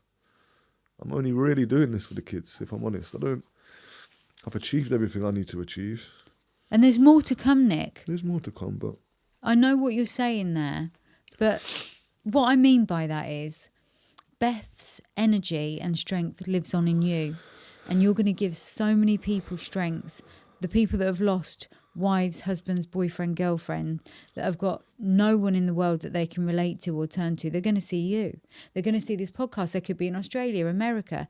They'll see the other podcasts that you're undoubtedly going to do. Because I'm not saying that you have to be the voice for grief, but what you can offer now is not only the story of losing someone that you love, losing them young, being a single dad now. I say single, but being a dad raising his kids on his own, but also being someone that's gone through your own traumas, that's gone through your own hardships, that can also speak about Beth's strengths and traumas. You've got so much to offer this world. And I think, when you see these people that they go to schools and they teach kids, your life doesn't have to be on the street corner selling drugs. It doesn't have to be you're forced into situations that you don't want to be. There's a route out. Someone like you shows people there is a route out of the most immense traumas and pain. And it's mad. I've always done, even before social media. I was the guy you'd come to, like my friend. Yes. You'd come to me to speak to me. Yeah. And I'd let you. I used to do the pint class thing, so I'd let you. You'd take all my thing and leave me empty. And even witnesses. I'd have people that will come over. I give all my people time. That's what I do. I give you 2 hours of my time. You've left my house with your chest out and your head up, and you feel like the man. And I'm fucked. Yeah. I've got to sleep for 24 hours. And she's like, why do you always do that? She's like, she could know, it's like, I can't see what's going on. Yeah. And then the next time that person rings me, I might not pick up. Yeah. She's like, you're not up to it today then? I'm like, what are you on about? Like she knew everything. She knew about whether me. you were full or empty. Yeah, she knew if I was full or empty. She taught you how to heal in many, many ways, and you taught her how to love in many, many ways. And I'm not saying she didn't have the capacity to love before, but she hadn't really been shown love in a safe way. She needed someone to love her unconditionally. That's right. But it's not. Is that the right word? You love your kids unconditionally, isn't it? Yeah, but you love your part. Well, But the difference with the partner is that I have to love my kids. And you chose her. I don't have to love Beth. Yeah. I picked her and she picked me. Yeah. Whereas we have to love Benny and Bailey. Yeah. Whether we like them or not. Yeah. Till the day they die. Yeah. And what's beautiful is like we picked each other. You did pick each other. You did pick each other. And again, I don't think that energy's never going to die. That energy between you will never, ever die. It will always be there. And I think what's really beautiful is that I've heard you say a few times today that you've been selfish. And I feel it's my duty, probably on behalf of Beth actually, to tell you that you are definitely not the selfish person here. You have not been selfish throughout this whole process. If anything, you've given loads to other people throughout this whole process. You've certainly given Bailey strength. You saved Benny the trauma of it all. And in terms of what you've done for everybody else by being so open with this journey, you've paid so much forward. You're the least selfish person, Nick. You are not selfish. You have not been selfish. There might be times where you felt like you've been selfish, but that's not true. You've got to stop calling yourself selfish. I've heard you say it about at least 6 times throughout this process. Yeah, but not even necessarily in a bad way, because selfish just means you're putting yourself first. Well, I always say this, and people that watch this regularly will know, I don't call it selfish, I call it self-full. You're filling your cup, you're filling your heart, you're filling yourself. Like, it is selfish of me to stall the process of telling my son that his mum's dead. How is that selfish? Because I'm thinking about myself first. I'm thinking about how I'm going to react. No, it wasn't like that. I'm thinking, how am I going to handle what he's going to say? That's not true. It's not you thinking about yourself first. It's you trying to work out how to tell a 7-year-old autistic boy how his mum has died or that she's not coming back. That is not putting yourself first. Yes, you're trying to find a way of doing it without falling apart. You're trying to think of the right words. You're trying to do the right thing for you, for him, for the family. That's not selfish. That is selfful. It's not selfish. You know, to tell a 7-year-old child, but a 7-year-old autistic child, where they do process very, very differently, and that's not you know, making the autistic children less than. It just means they process differently. So the way that you've got to get that information across, you waited. I always say, trust the process. You waited for him to start talking about, you know, the spirits and the souls and God and angels, and the moment was perfect. There's nothing selfish in that. You've got to stop using the word selfish. Was it self-full? Self-full. I think it's a coping mechanism to blame someone. And you're blaming yourself by calling yourself selfish. Maybe I'm taking, like, it'd be easier to blame someone. Like, if it was someone's fault. Yeah. I think, I don't know, maybe that's just my head. No, you need But to be if I could angry. hold someone accountable, you know what I mean? Yeah, you need. Well, like I said to you, men actually process emotion through anger mainly. So I feel like you are looking for a way to be angry, but you mustn't call yourself selfish, because you're not. That's not true. I don't think I'm looking for anger though, because I've removed that. Like, I've made promises in my house now. Like, I'm not ever going to shout at you in my house. It's going to be a safe space for us. If you can help me, and you can listen to me, and you can, you know what I mean? Yeah. Like, if I say this, just please try and do it. Yeah. I'm not going to do the shouting thing anymore. So I've, like, left the anger. Yeah. Maybe that's what the upset feeling is, because I've always... You've had that. By, like, being traumatised as a child, you have to hold a bit of anger. Yeah. To let people know, like, if you're going to go off, I'm ready to go. Yeah. Yeah. Definitely ready to go. But I'm Yeah. just not angry anymore, which is maybe a frightening thing. That's why I said to you, I don't want to But that's what she's get giving in you trouble. then. Like, if I got my whole hands on someone Yeah. that I didn't want to get my hands on, Yeah. it's not anger. It's gone beyond that. Yeah. I know. I know what you're saying. There is no anger left, but what I'm is not there? angry. No. I'm at peace. I told you I'm at peace. Yeah. I'm fully at peace. So I'm not... Well, Do you say think- I am, but I'm still looking for someone to blame. You know? Yeah. But look, this is what I was trying to say, you know, when I said peace and sadness will sometimes be in the same space at the same time. It will confuse you. It will confuse you, and you'll feel conflicted, because you'll be like, hang on a minute, I feel like I'm at peace, but I'm still feeling angry today. Or I'm still but that you have to... So let me just say this, because this is actually really important, I think, in terms of emotion. Every thought you have is electrical, because neurons join through a synaptic pulse, which is an electrical pulse. Every time you have a thought, there'll be a chemical cascade, which is what we call the emotion. When that's repeated, the thought's repeated, it gets wired in the brain, as you know, the neurological wiring, neuroplasticity. Pulse waves, yeah. That's right. But it also gets mapped in the body like a cellular system, like a cellular software, like the sat-nav. So unconsciously, the cellular software is running in the body as well as the brain. Wow. And they're looping. So the cellular software is now guiding the mind, and the mind is then feeding the body. So it's this loop. But not only that loop, that identity starts to have an effect on the energy around you. So when you walk into a room, like when I saw you outside and you're like, hello, you always say hello like Hello. that. Hello. That's how my nan used to say it to me. Hello. If you ever see Nick online, I remember this the very first time I saw you, actually, because obviously I've sort of seen you, and you like you say, the roadman vibe. And then you, because you're massive as well, you're quite tall compared to me anyway. And then you come in and you said, hello. And I was like, I wasn't quite expecting that, but fine. Hello. Yeah. So your energy outside was beautiful today, because you come here to do this for a reason. This is for Beth. This is for you. This is for the family. This is for the people that need to hear it. And you, just you. And what I'm trying to say by that is there is this energy that you emit as a result of the cellular software and the sort of feedback loop, and it goes into the atmosphere and it becomes a feedback loop wherever you go. In other words, what you think, what you feel becomes what you emit into the atmosphere around you. And the fact that you can feel at peace most of the time, great, because that's what you're going to take into every room with you. And people will love that, because there's something beautiful about the feeling of peace. But you are going to have days where anger comes up, and that's not a failure, and that's not you going backwards. That's just you gradually, piece by piece, processing this. And you've got to let those days be there. And you mustn't call yourself selfish or say, what's wrong with me? All of those things that people say when, you might have 2 weeks where you just feel like you can't get to the gym and you can't get out of bed. That's going to happen at some point, and you've got to let it pass, because nothing is permanent. We've learnt that. Yeah. There is no such thing as permanence. It's mad how you say that, because I've told myself I'm not selfish, because when I had the angry times, I'm angry on the day, the next day. Like, why have you left me? But then then that's how I know I'll counteract my own thought process, because then I'll say to myself, well, it's not about you. Yeah. About why she left you. Yeah. Don't be selfish, bro. Well, she's left the kids. So I've removed that selfish part there. Yeah. When I try to make it about me, I don't want it to be about me. No, but maybe that's where you're going wrong as well. And I'm not saying that it's got to be entirely about you. You are a dad and you've got to look after your 2 boys. But you are allowed to feel your feelings. You are allowed to feel sad for yourself. That's not selfish. It's good that you can counteract the thought and go, okay, I'm having this thought about me, but I also need to be like super aware of the boys.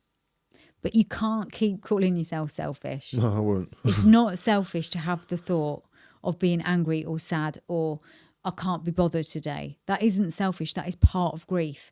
Grief has got stages to it, and you're going to go through every single one of them, unfortunately. And you can't avoid that. And I think it's coming to terms with and accepting that you don't have to be perfect. And yes, it's about the boys, but yes, it's also about you, Nick. You've just lost your partner of 18 years. You were kids together. It is about you as well. And if it's not about you and you completely detach from your needs, what are you teaching your boys? No. You're teaching them to detach as well.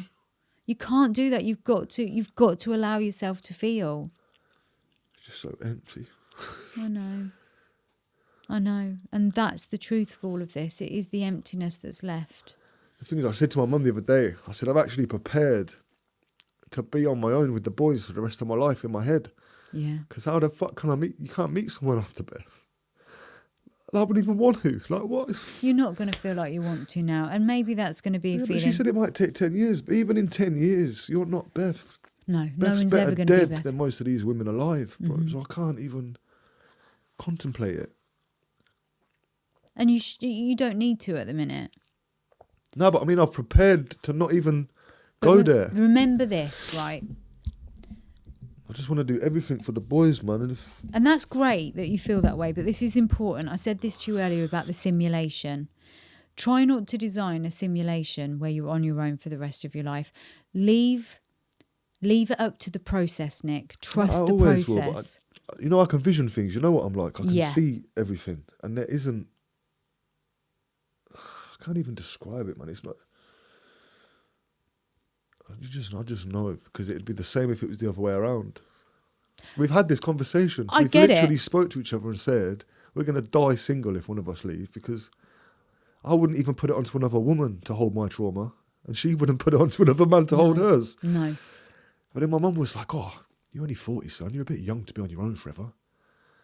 See, but why is that? It's too much to think about at the moment.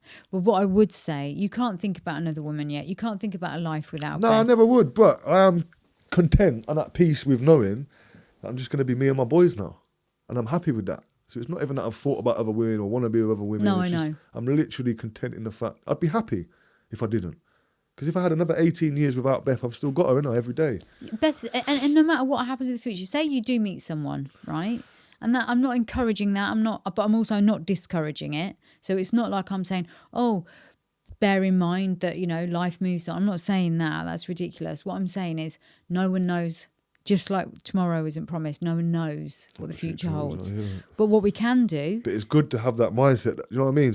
Most men will be out trying to find birds or release in different ways. Like, I'm just so fixated on the job now, on the task, and just almost taking it like she's with us. Yeah. It's like you said, they're not gone unless you stop talking about them. Exactly. And she'll never be gone. And even if you did meet someone, a companion of some description in the future, she will still be the most important woman in their lives and in yours. But that's why I couldn't do it. I know I couldn't do it because I don't don't want... No, I know. Do you know there's a charity called Widowed and Young? They're called Widowed and Young.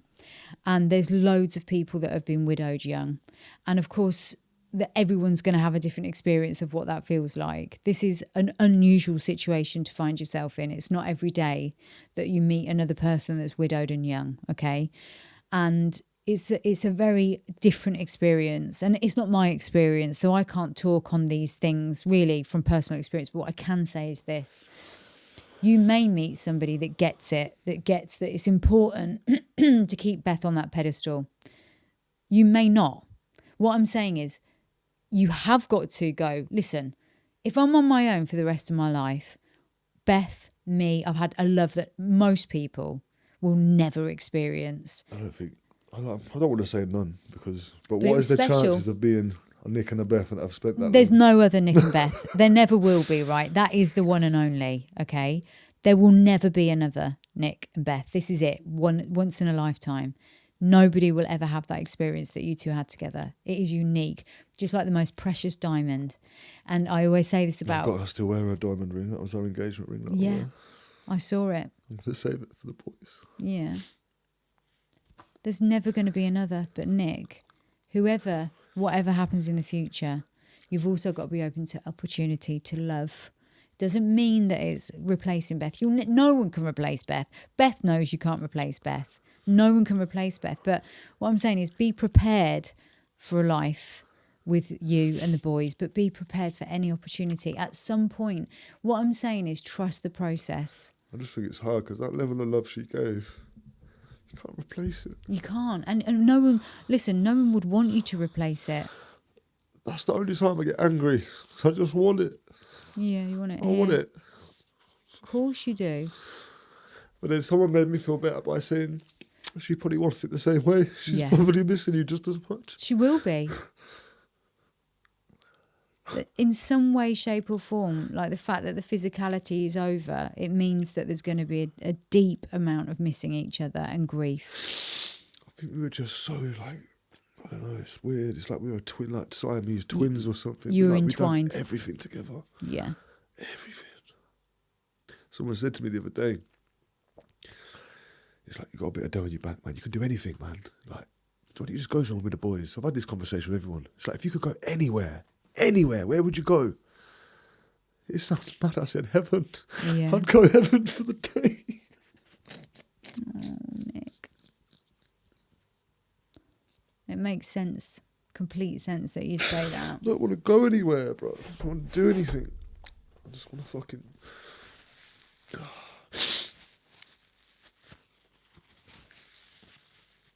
Ah, mate. She's laughing at me, though. You soppy bollocks. Crying at me. Well, I tell you what, if it had been the other way around, she'd have been crying just the same. She would. Half of me thinks it was me that was meant to go, but... No. She wouldn't have been able to... I don't know. Like, this was the safest way around. I don't know. I overthink the whole process to try and justify it or to make it feel better, but... The main thing I know, and you will be able to shed light on because it's what you do, I think she was just too far gone. Like what you've done with me with the therapy and the hypnosis. Like she done that with you. She told me about it. I just don't think... I think her shit was engraved so deep in her brain. Yeah. I don't even... Well, you might have. Do you think you could have unpicked it? I think she was unpickable. I don't think she was unpickable. What I think is that her brain had developed in such a way that she was always going to have a layer of defence that would have meant that she was always behind an iron door to some degree. Like, isn't that irony? I'll say irony the wrong word, but she died of a brain aneurysm. Yeah. They don't want to say it can be caused through drinking or smoking or stress. No. It's hereditary. No. But the more you look into it, it's caused from trauma in the brain. Yes, it is. And how do you get trauma in the brain when you're fucking abused and put through care? Yeah. And not had no love. Yeah, So I mean, we know that. We know that, right, but there isn't a test I could have done to find it. No. The doctor said you couldn't have found it. No. It just goes when it goes. That's right. It's like a hernia of That's the brain right. is the way it was explained It just to me. bursts and goes. It was like, there's nothing you could have done yesterday, which I think is what gave me a bit more peace. Because when you started saying about these blood tests, I'm thinking, why didn't I just take her to have a fucking blood test? It wouldn't have showed up. But then when I'm even speaking to my doc, and he's like, bro, it would have come up her fucking iron levels and her vitamin levels and her no testosterone, but all the panel. I've seen the panel. I've had my bloods done. Yeah. And I was like, oh yeah, you're not testing for a fucking brain aneurysm. No, you can't test from bloods in the brain. But what I will say is this, right? This is actually really important for that people don't know. In the book, The Body Keeps the Score, which is how it talks about how trauma is stored in the body, there's a bit where they talk about smoking. And you know how like some people smoke for 80 years and they don't have as much as a cold and they just die of natural causes, right? And then some people smoke for 20 years and get lung cancer. And then, of course, there's people that get lung cancer that have never smoked a day in their life. Yeah. So there's this real sort of, and I don't want to sound like a conspiracy theorist, but they've really demonised nicotine. But we have nicotine receptors in the body. And actually, if you take nicotine for nicotine's good in small doses. Exactly. We know it's good for brain focus. We know it's good for immune system. There's so many good things. That's why they're rich people smoke cigars, isn't it? That's right. But they don't inhale it. They don't inhale it. And it's the same with CBD. We've got natural cannabinoid receptors. Receptors. We know that certain things that are natural are good for us, but they've demonised nicotine because, and I used to say this to people used to come to me for when I do hypnosis and hypnotherapy. I don't do the stop smoking anymore because, to be honest, and I don't mean to blow my own trumpet, I got so good at it that that's all I ended up doing. Stop smoking. And I got bored of it because it was funny enough, I've just started smoking 20 a day. I know you have.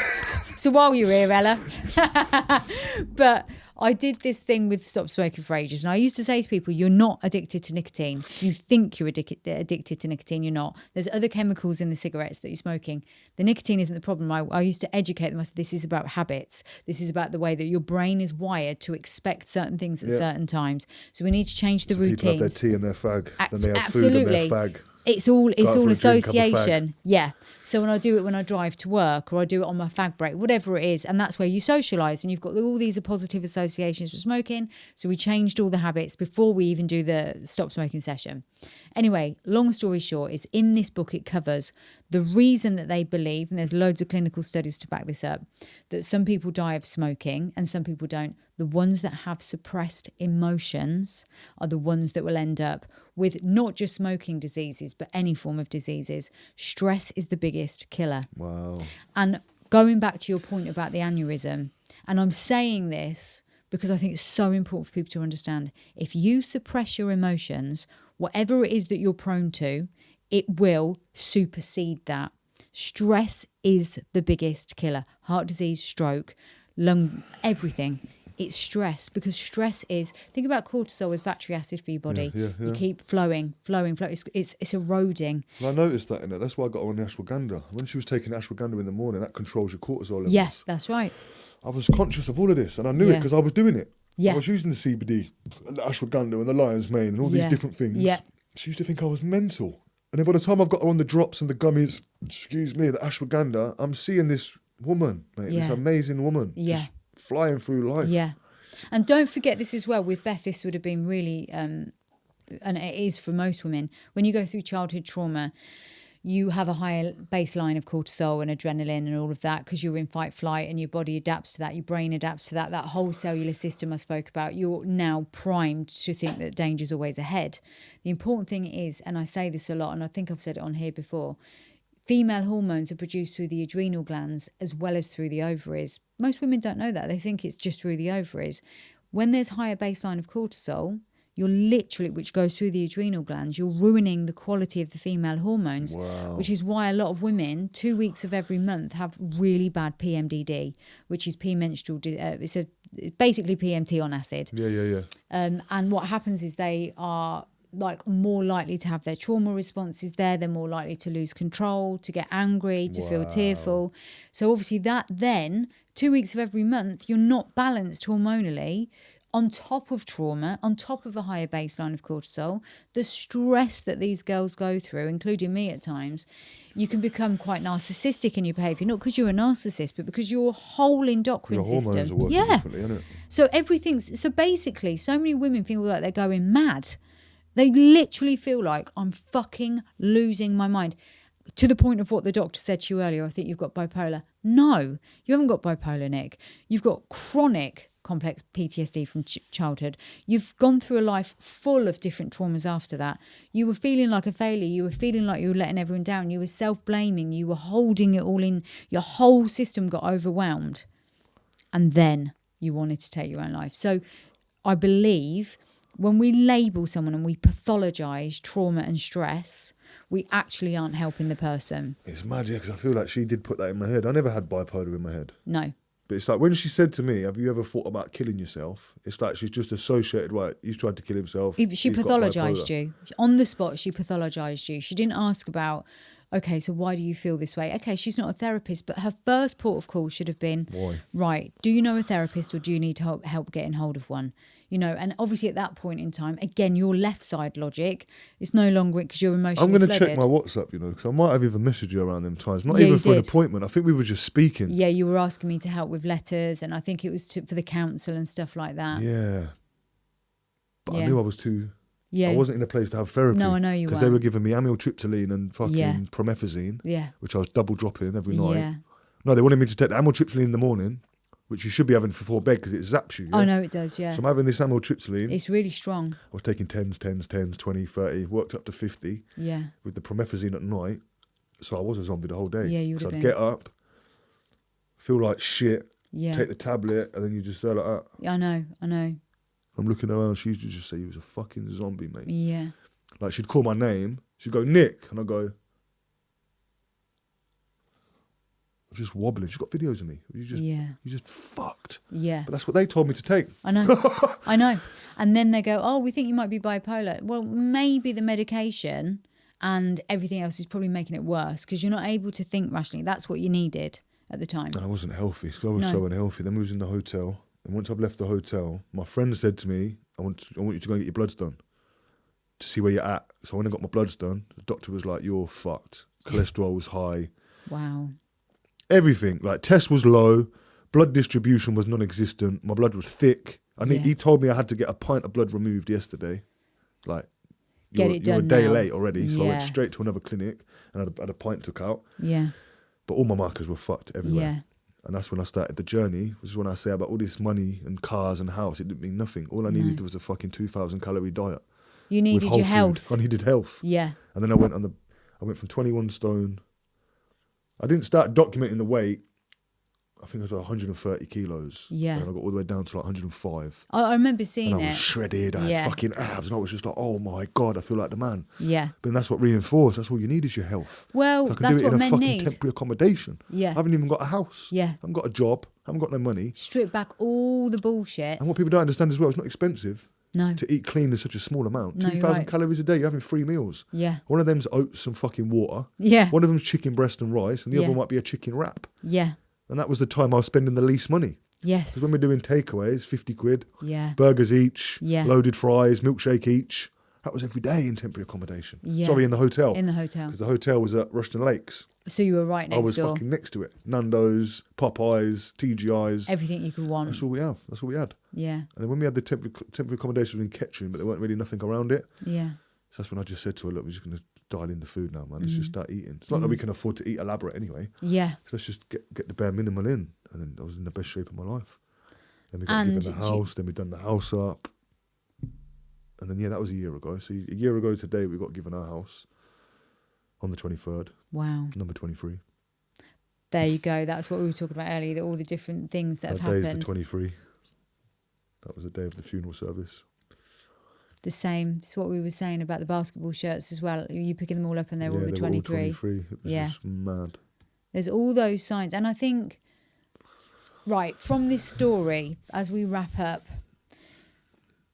there's so many little beautiful bits that we've spoken about, and you've been so honest and emotional, and we've got a real good feel of who Beth was, who you are.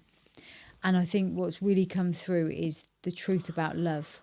Because if you listen to this story, there's a boy and a girl that meet, both broken, both traumatised, learn to heal each other, learn to love each other, learn to really let love in.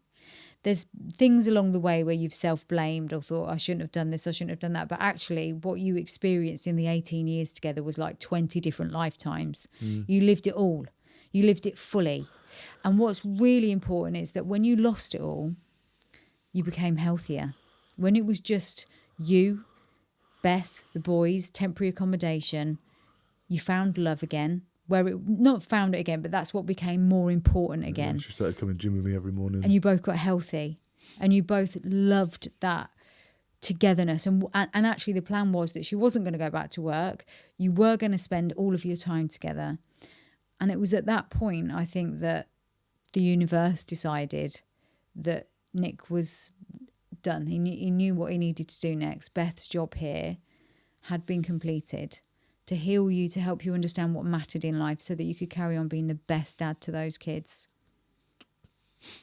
So that you could be everything that they need. And she taught you all of that. You taught each other. But that final piece there was to let go of all the bullshit in life, to focus on love and health. And with that, you've got everything. Everything. You both prepared for this in your own way. You didn't know consciously, but life is always trust the process. I'm not saying that, and actually some people might go, oh, for God's sake, but it wasn't but exactly a happy ending. It's not. You said this exactly, and you said the word happy earlier. It doesn't really exist. It's a construct. This is about finding the peace and the contentment and just being able to be a great dad. And I think what's really important about all of those things I've said, you know, we've learned to let go throughout this episode. We've learned to let go of the idea of material things making us happy, or, you know, the bullshit of social media making us happy, all of those kind of things.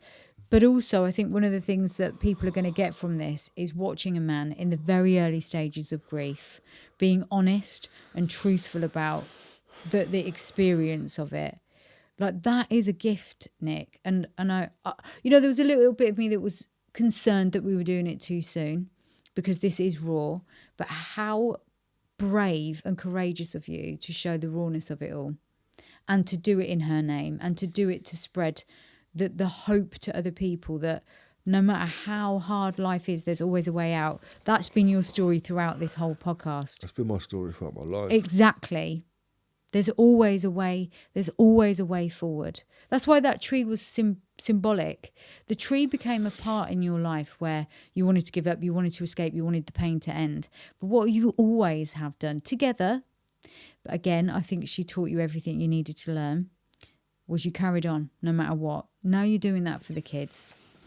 And now you're gifting the truth, the pain, the love, the whole story to everybody that's listening. To everybody that sees this, to everybody that follows you on social media. And I know it's not easy and I know it's lonely, but you've got to be honest about that too.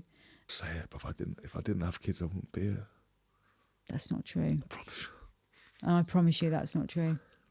I know it's in you, Nick. I know from some of the things that I know about you, and people that want to know Nick's story before this moment in time. Liam Tufts did your story with you. It's all there. You have come through so much in your life. And that was before you had kids. And it was before you knew Beth. You've always been strong. You've always pushed through. I'm tired of it. It's not a natural strength. It's a forced strength. It's not. When you're ready, come and see me and we'll do the trauma work because you're going to need it. You've got to be ready for it. I know you might not be ready right now, but when you're ready, we'll do that trauma work, EMDR, hypnotherapy, all of that. Oh, that was horrible. I've done that before. So I'll tell you what else was horrible as well. I wasn't even going to say anything, but what's it called after? The Chapel of Rest. Yeah. That broke me. Yeah, broke my heart. Yeah.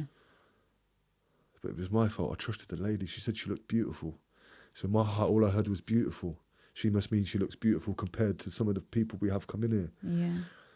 So I was going to get it all sorted out. Got her clothes. She had her 23 vest on with her lucky 8 socks.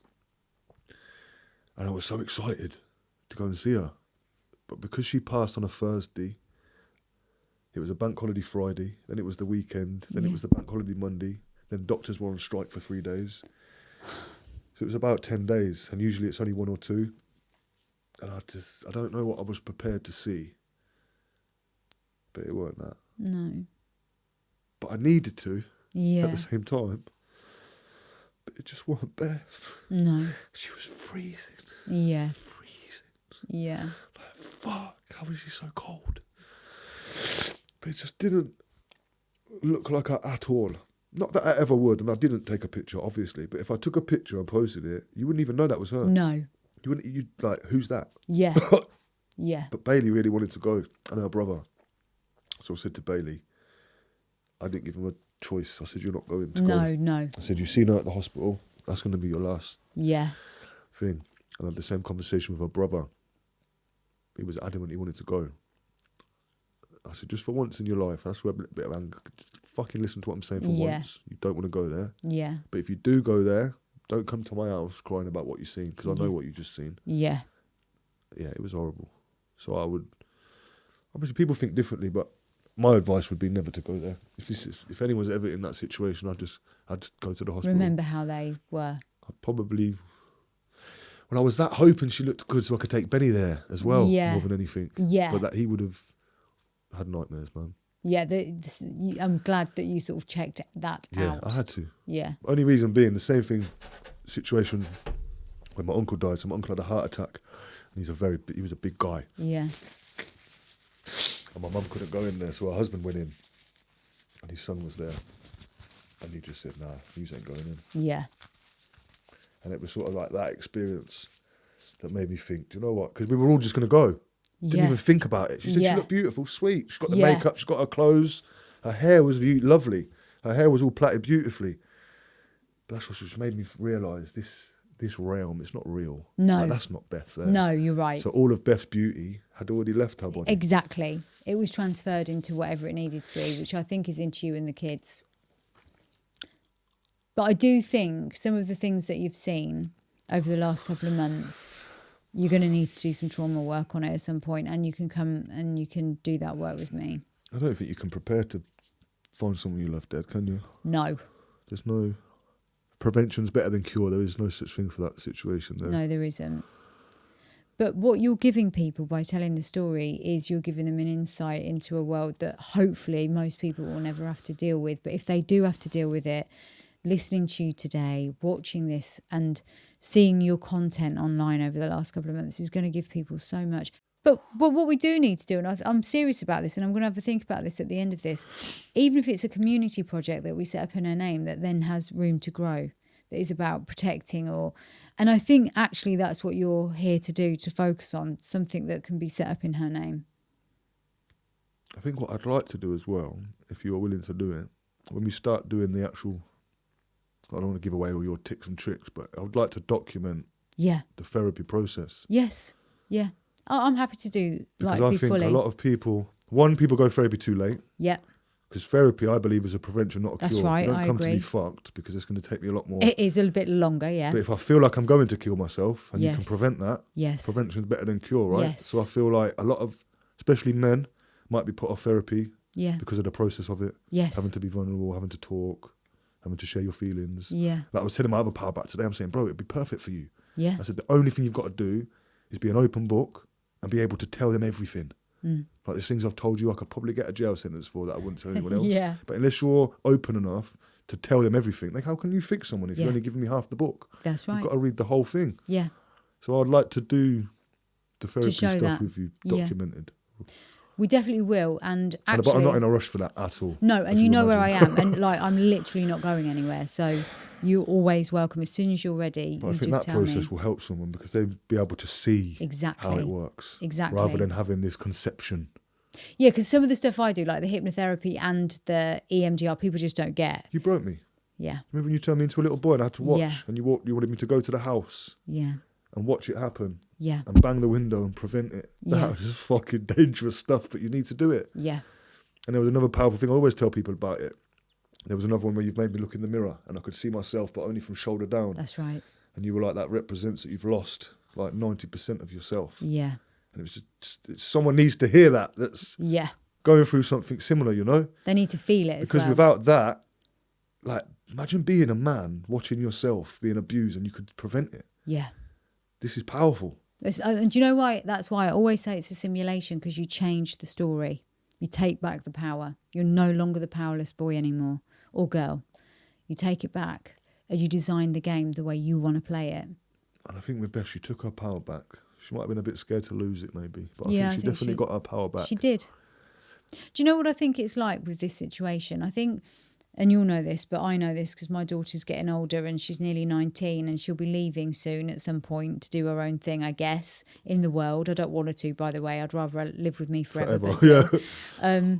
And you know, as a mother, and I remember giving birth to Lila and immediately knowing that I'd only have this finite amount of time before she'd go off and be an adult and she could move to Australia if she wants to. And I might never see her again in person if that was the case. And I had all these thoughts within like 2 minutes of giving birth. And I realised that that's real love. It's knowing when it's time to let go. Yeah. And I think that's what it was with Beth.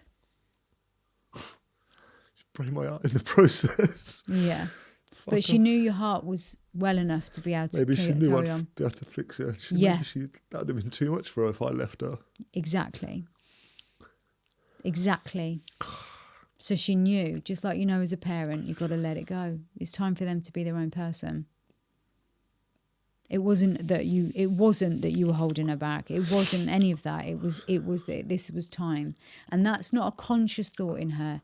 It's predetermined, it's energy, it's coded, it's synchronicity, it's the way of the universe. It's written in the stars, wasn't it? It's written in the stars, and it remains in the stars forever, infinitely. Nick, you have given something that I don't think anyone else has ever given on any podcast ever. You have given an insight into the most vulnerable time of a man's life. And I am amazed, inspired, and so much respect for you right now. I cannot tell you. What you've done today is profoundly beautiful and heartbreaking, and every emotion that you could possibly feel. And I don't know anybody that could do this the way you've just done it. And it's so important that people know what a great man you are. And I don't think anyone will finish this without feeling that. Before we do wrap it up, is there anything you want to say as a kind of final piece that sort of... Oh, I did have that. Yes. I wanted you to read, actually. Yes, you did. Where's your phone? Can I get you to read the long one? Yeah, I'll read that. It'll only take about a minute, I think. I think, so to give context to this, and I'm glad you said that because I didn't want to just go, right, let's read your thing. Nick was it sent to you or did you see it? It was a video of someone reading it. Right. So this happened recently, didn't it? Where you saw this video of someone reading this poem or this sort of love letter. Yeah, it was a love letter in the 1940s to his wife. I just hope my signal will allow me to get down to the bottom. So his name was Richard Feynman, and this is a love letter to his wife. I'd read it, but I can't because... Do you want to try and then I'll take over? Nah, because it needs conviction. Okay.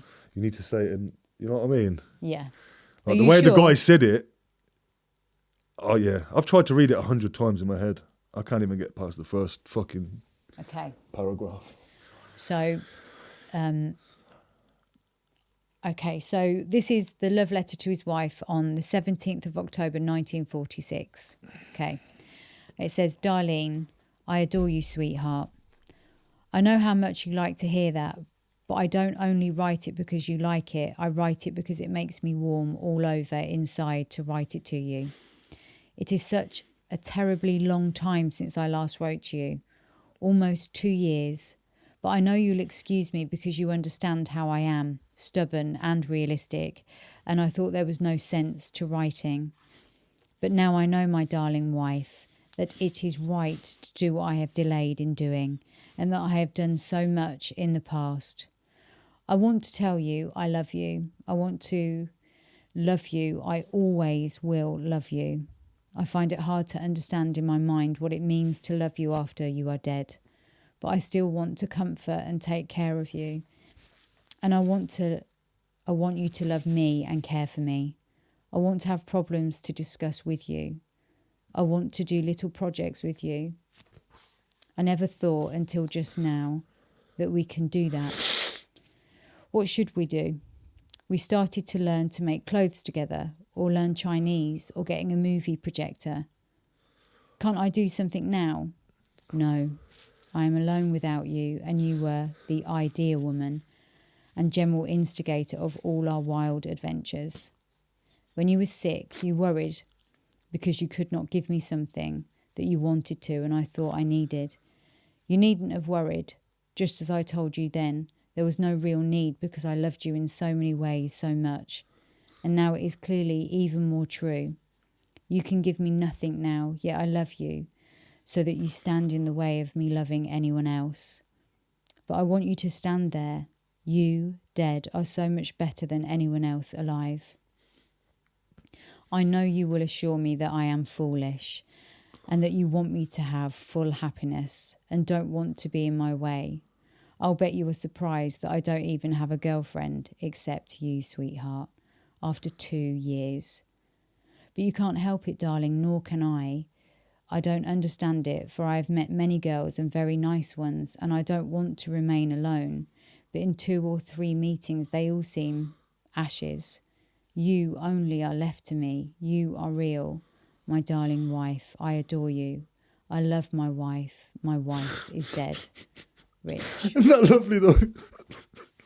It really is. I can't read that, but it gets me every time. It's the thing. It's like we can still do shit together. Like, I'm going to take our passport with us when we go places, and we can fucking learn Chinese if you want. Japanese, not weeds. Yeah, actually, I didn't know that bit about the Chinese and the Japanese, but do you know what? It's the most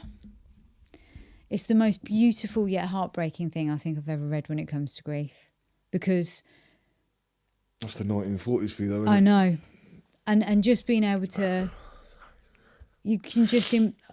I think everybody watching this or hearing this is going to imagine the person that they take for granted every day. Stop doing it, man. Yeah. Please. Yeah. Stop it. We just look at people and we assume when we say goodbye we're going to see them again. And you never know. You never know. When you leave the house in the morning to go to work, you don't know if you're going to see that person or that they're going to see you. You have to remember every time you say goodbye, it's a love letter to each other. It has to be said with love. You never know when the end is coming. It just resonated so much with me, that. And it's just at the end, I love my wife. My wife is dead. Yeah. It's just... Oh, Lela. Oh, Nick. We'll be all right, though. Well, the thing is, I think you will be all right, but I want you to know that you cannot do this alone. You're going to have to let people in slowly when you're ready. And you can reach out to anyone anytime. You know that. You can reach out to me anytime. Everyone's here. But I know you're still alone in that. I know that doesn't mean that it takes away the aloneness of it all. It doesn't matter how many times someone says they're there for you, you're going to feel alone. It's stubborn in me as well, isn't it? But also it's heartbreaking for other people. And I don't mean to take away your pain when I say that, but when you offer an arm or an olive branch or a bit of love or whatever it is to someone and you know they're still feeling alone, no matter how hard you try to make them not feel alone, it's a sense of stuckness that nobody can really describe. But you are loved by so many people. You are. No, I know. It just doesn't help It's just right a different now. love, isn't it? It's a It's different mum's love, dad's love, brother's love, son's Yeah. love, friend's love. Yeah. And then there was Beth. And that's different. It still don't feel real. No. No, I know it doesn't. I don't know if it ever will, Nick. So mad, isn't it? Yeah. And they do say with grief, it doesn't get smaller, you just grow around it. I actually watched a video from Jay Shetty, Yeah. and he said he describes grief as a stone. So he said you have the stone in your pocket, and it's heavy, and you feel it, and you knock your hand on it, and it's there, and every day it's there, and it's not going anywhere. But every day you get stronger and stronger and stronger. And the stronger you get, the stone obviously weighs less, doesn't it? Because you're stronger, Yeah. so you can afford to carry a heavier weight. Yeah. And it's like by the time your strength's up there, he said the weight's down here. Yeah. But he's saying you'll still knock your hand on it every now and again and remember it's there. But it's like it's a lot easier to carry. Yeah. And I think that's the best thing I've listened to for me to understand. Yeah. That it's just, obviously with the gym, you start lifting so much, and as you get stronger, that Yes. weight ends up being the warm-up. Yeah, that's right. That's right. So it's like this rock that I've got on my fucking shoulders right now will eventually be a little pebble in my pocket. Yeah. But the love will still be as great. I think that's the important thing.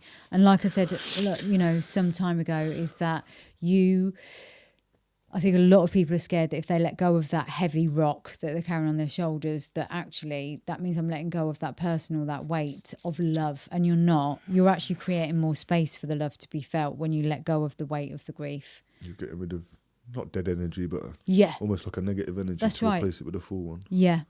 So what's the positive of grieving? Like grief is almost like a negative emotion when someone dies, right? So what do they call it if you're not grieving. Well, I think grief at the beginning is a bit like that metaphor, that story about the pebble being so heavy. And I think eventually what actually is being said there is that the love is able to grow again around it. So no longer are you feeling like the heaviness of it, because the love, you're able to talk about the person with love, with stories, and laugh and joke and share them in that way. You're able to then go back to that space of pure love. So the grief is a natural thing, and that they do it in the animal kingdom, don't they? They have their grief rituals. You'll see it with animals, but then they've got to survive and they've got to do life again. They don't, you see, with humans, we play things over in our head. Animals don't. They don't think about things. No, they're just on to the next. They have to survive. The human brain, the cortex, can play and replay and imagine and create stories and, fantasize, basically. So because we do that, we can stay locked in the grief. And I'm not saying that's wrong. Yeah. I'm saying that at some point you will detox all of the grief cells and the love cells will take over again. No, I've seen it's like lions will go to the other thing, That's kill all right. the kids, Yeah. and then mate the woman immediately, and then Yeah. she'll just give birth to some new lions. Yes. And that's just so life. normal. Yeah. I mean, we're not quite like that. I said it. We said it out there, didn't we? I think Yeah. humans and penguins are the only species that get. That's right. They're meant to have. Yeah. Is seen to have one life We're partner different. and go forever. We're different. We're very animalistic in some ways, but we're very different in that sense. And it is forever. And you will only ever have you and Beth. But there may be a companion. And that companion will undoubtedly be someone that understands that Beth's your number one. I just think we're old souls, man. We were meant to be born in the 40s, weren't we? Yes. Yeah. And you know what? You'll probably entangle again in another way. If energy is always transferred and redistributes, and the ecosystem means earth to earth, ashes to ashes, you're now eaten and shared in other ways, you'll entwine again. And you'll have entwined before. It will just be infinite. Absolutely. And that's what you need to remember, that this isn't the end. It's just the end of this experience This chapter, with her. innit? Yeah. Nick, again, thank you for today. No, thank you, man. I needed that. Yeah. I was a bit... Oh, you know what I get like when I come down here? The whole drive's like, oh my God, what am I going to do? What am I going to say? Yeah. I know you were nervous, but you've done the bravest thing that I can even begin to imagine in these circumstances. You really have. And it's helped me a lot, man. If it can help... Well, I always say if it can help one person, I'm happy. It's going to help a lot of people. If it can just people. help one person, let's listen to it. And that'll make me I happy. promise you it's gonna help hundreds of people.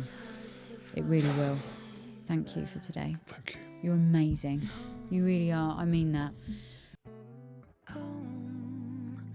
I just wanna go.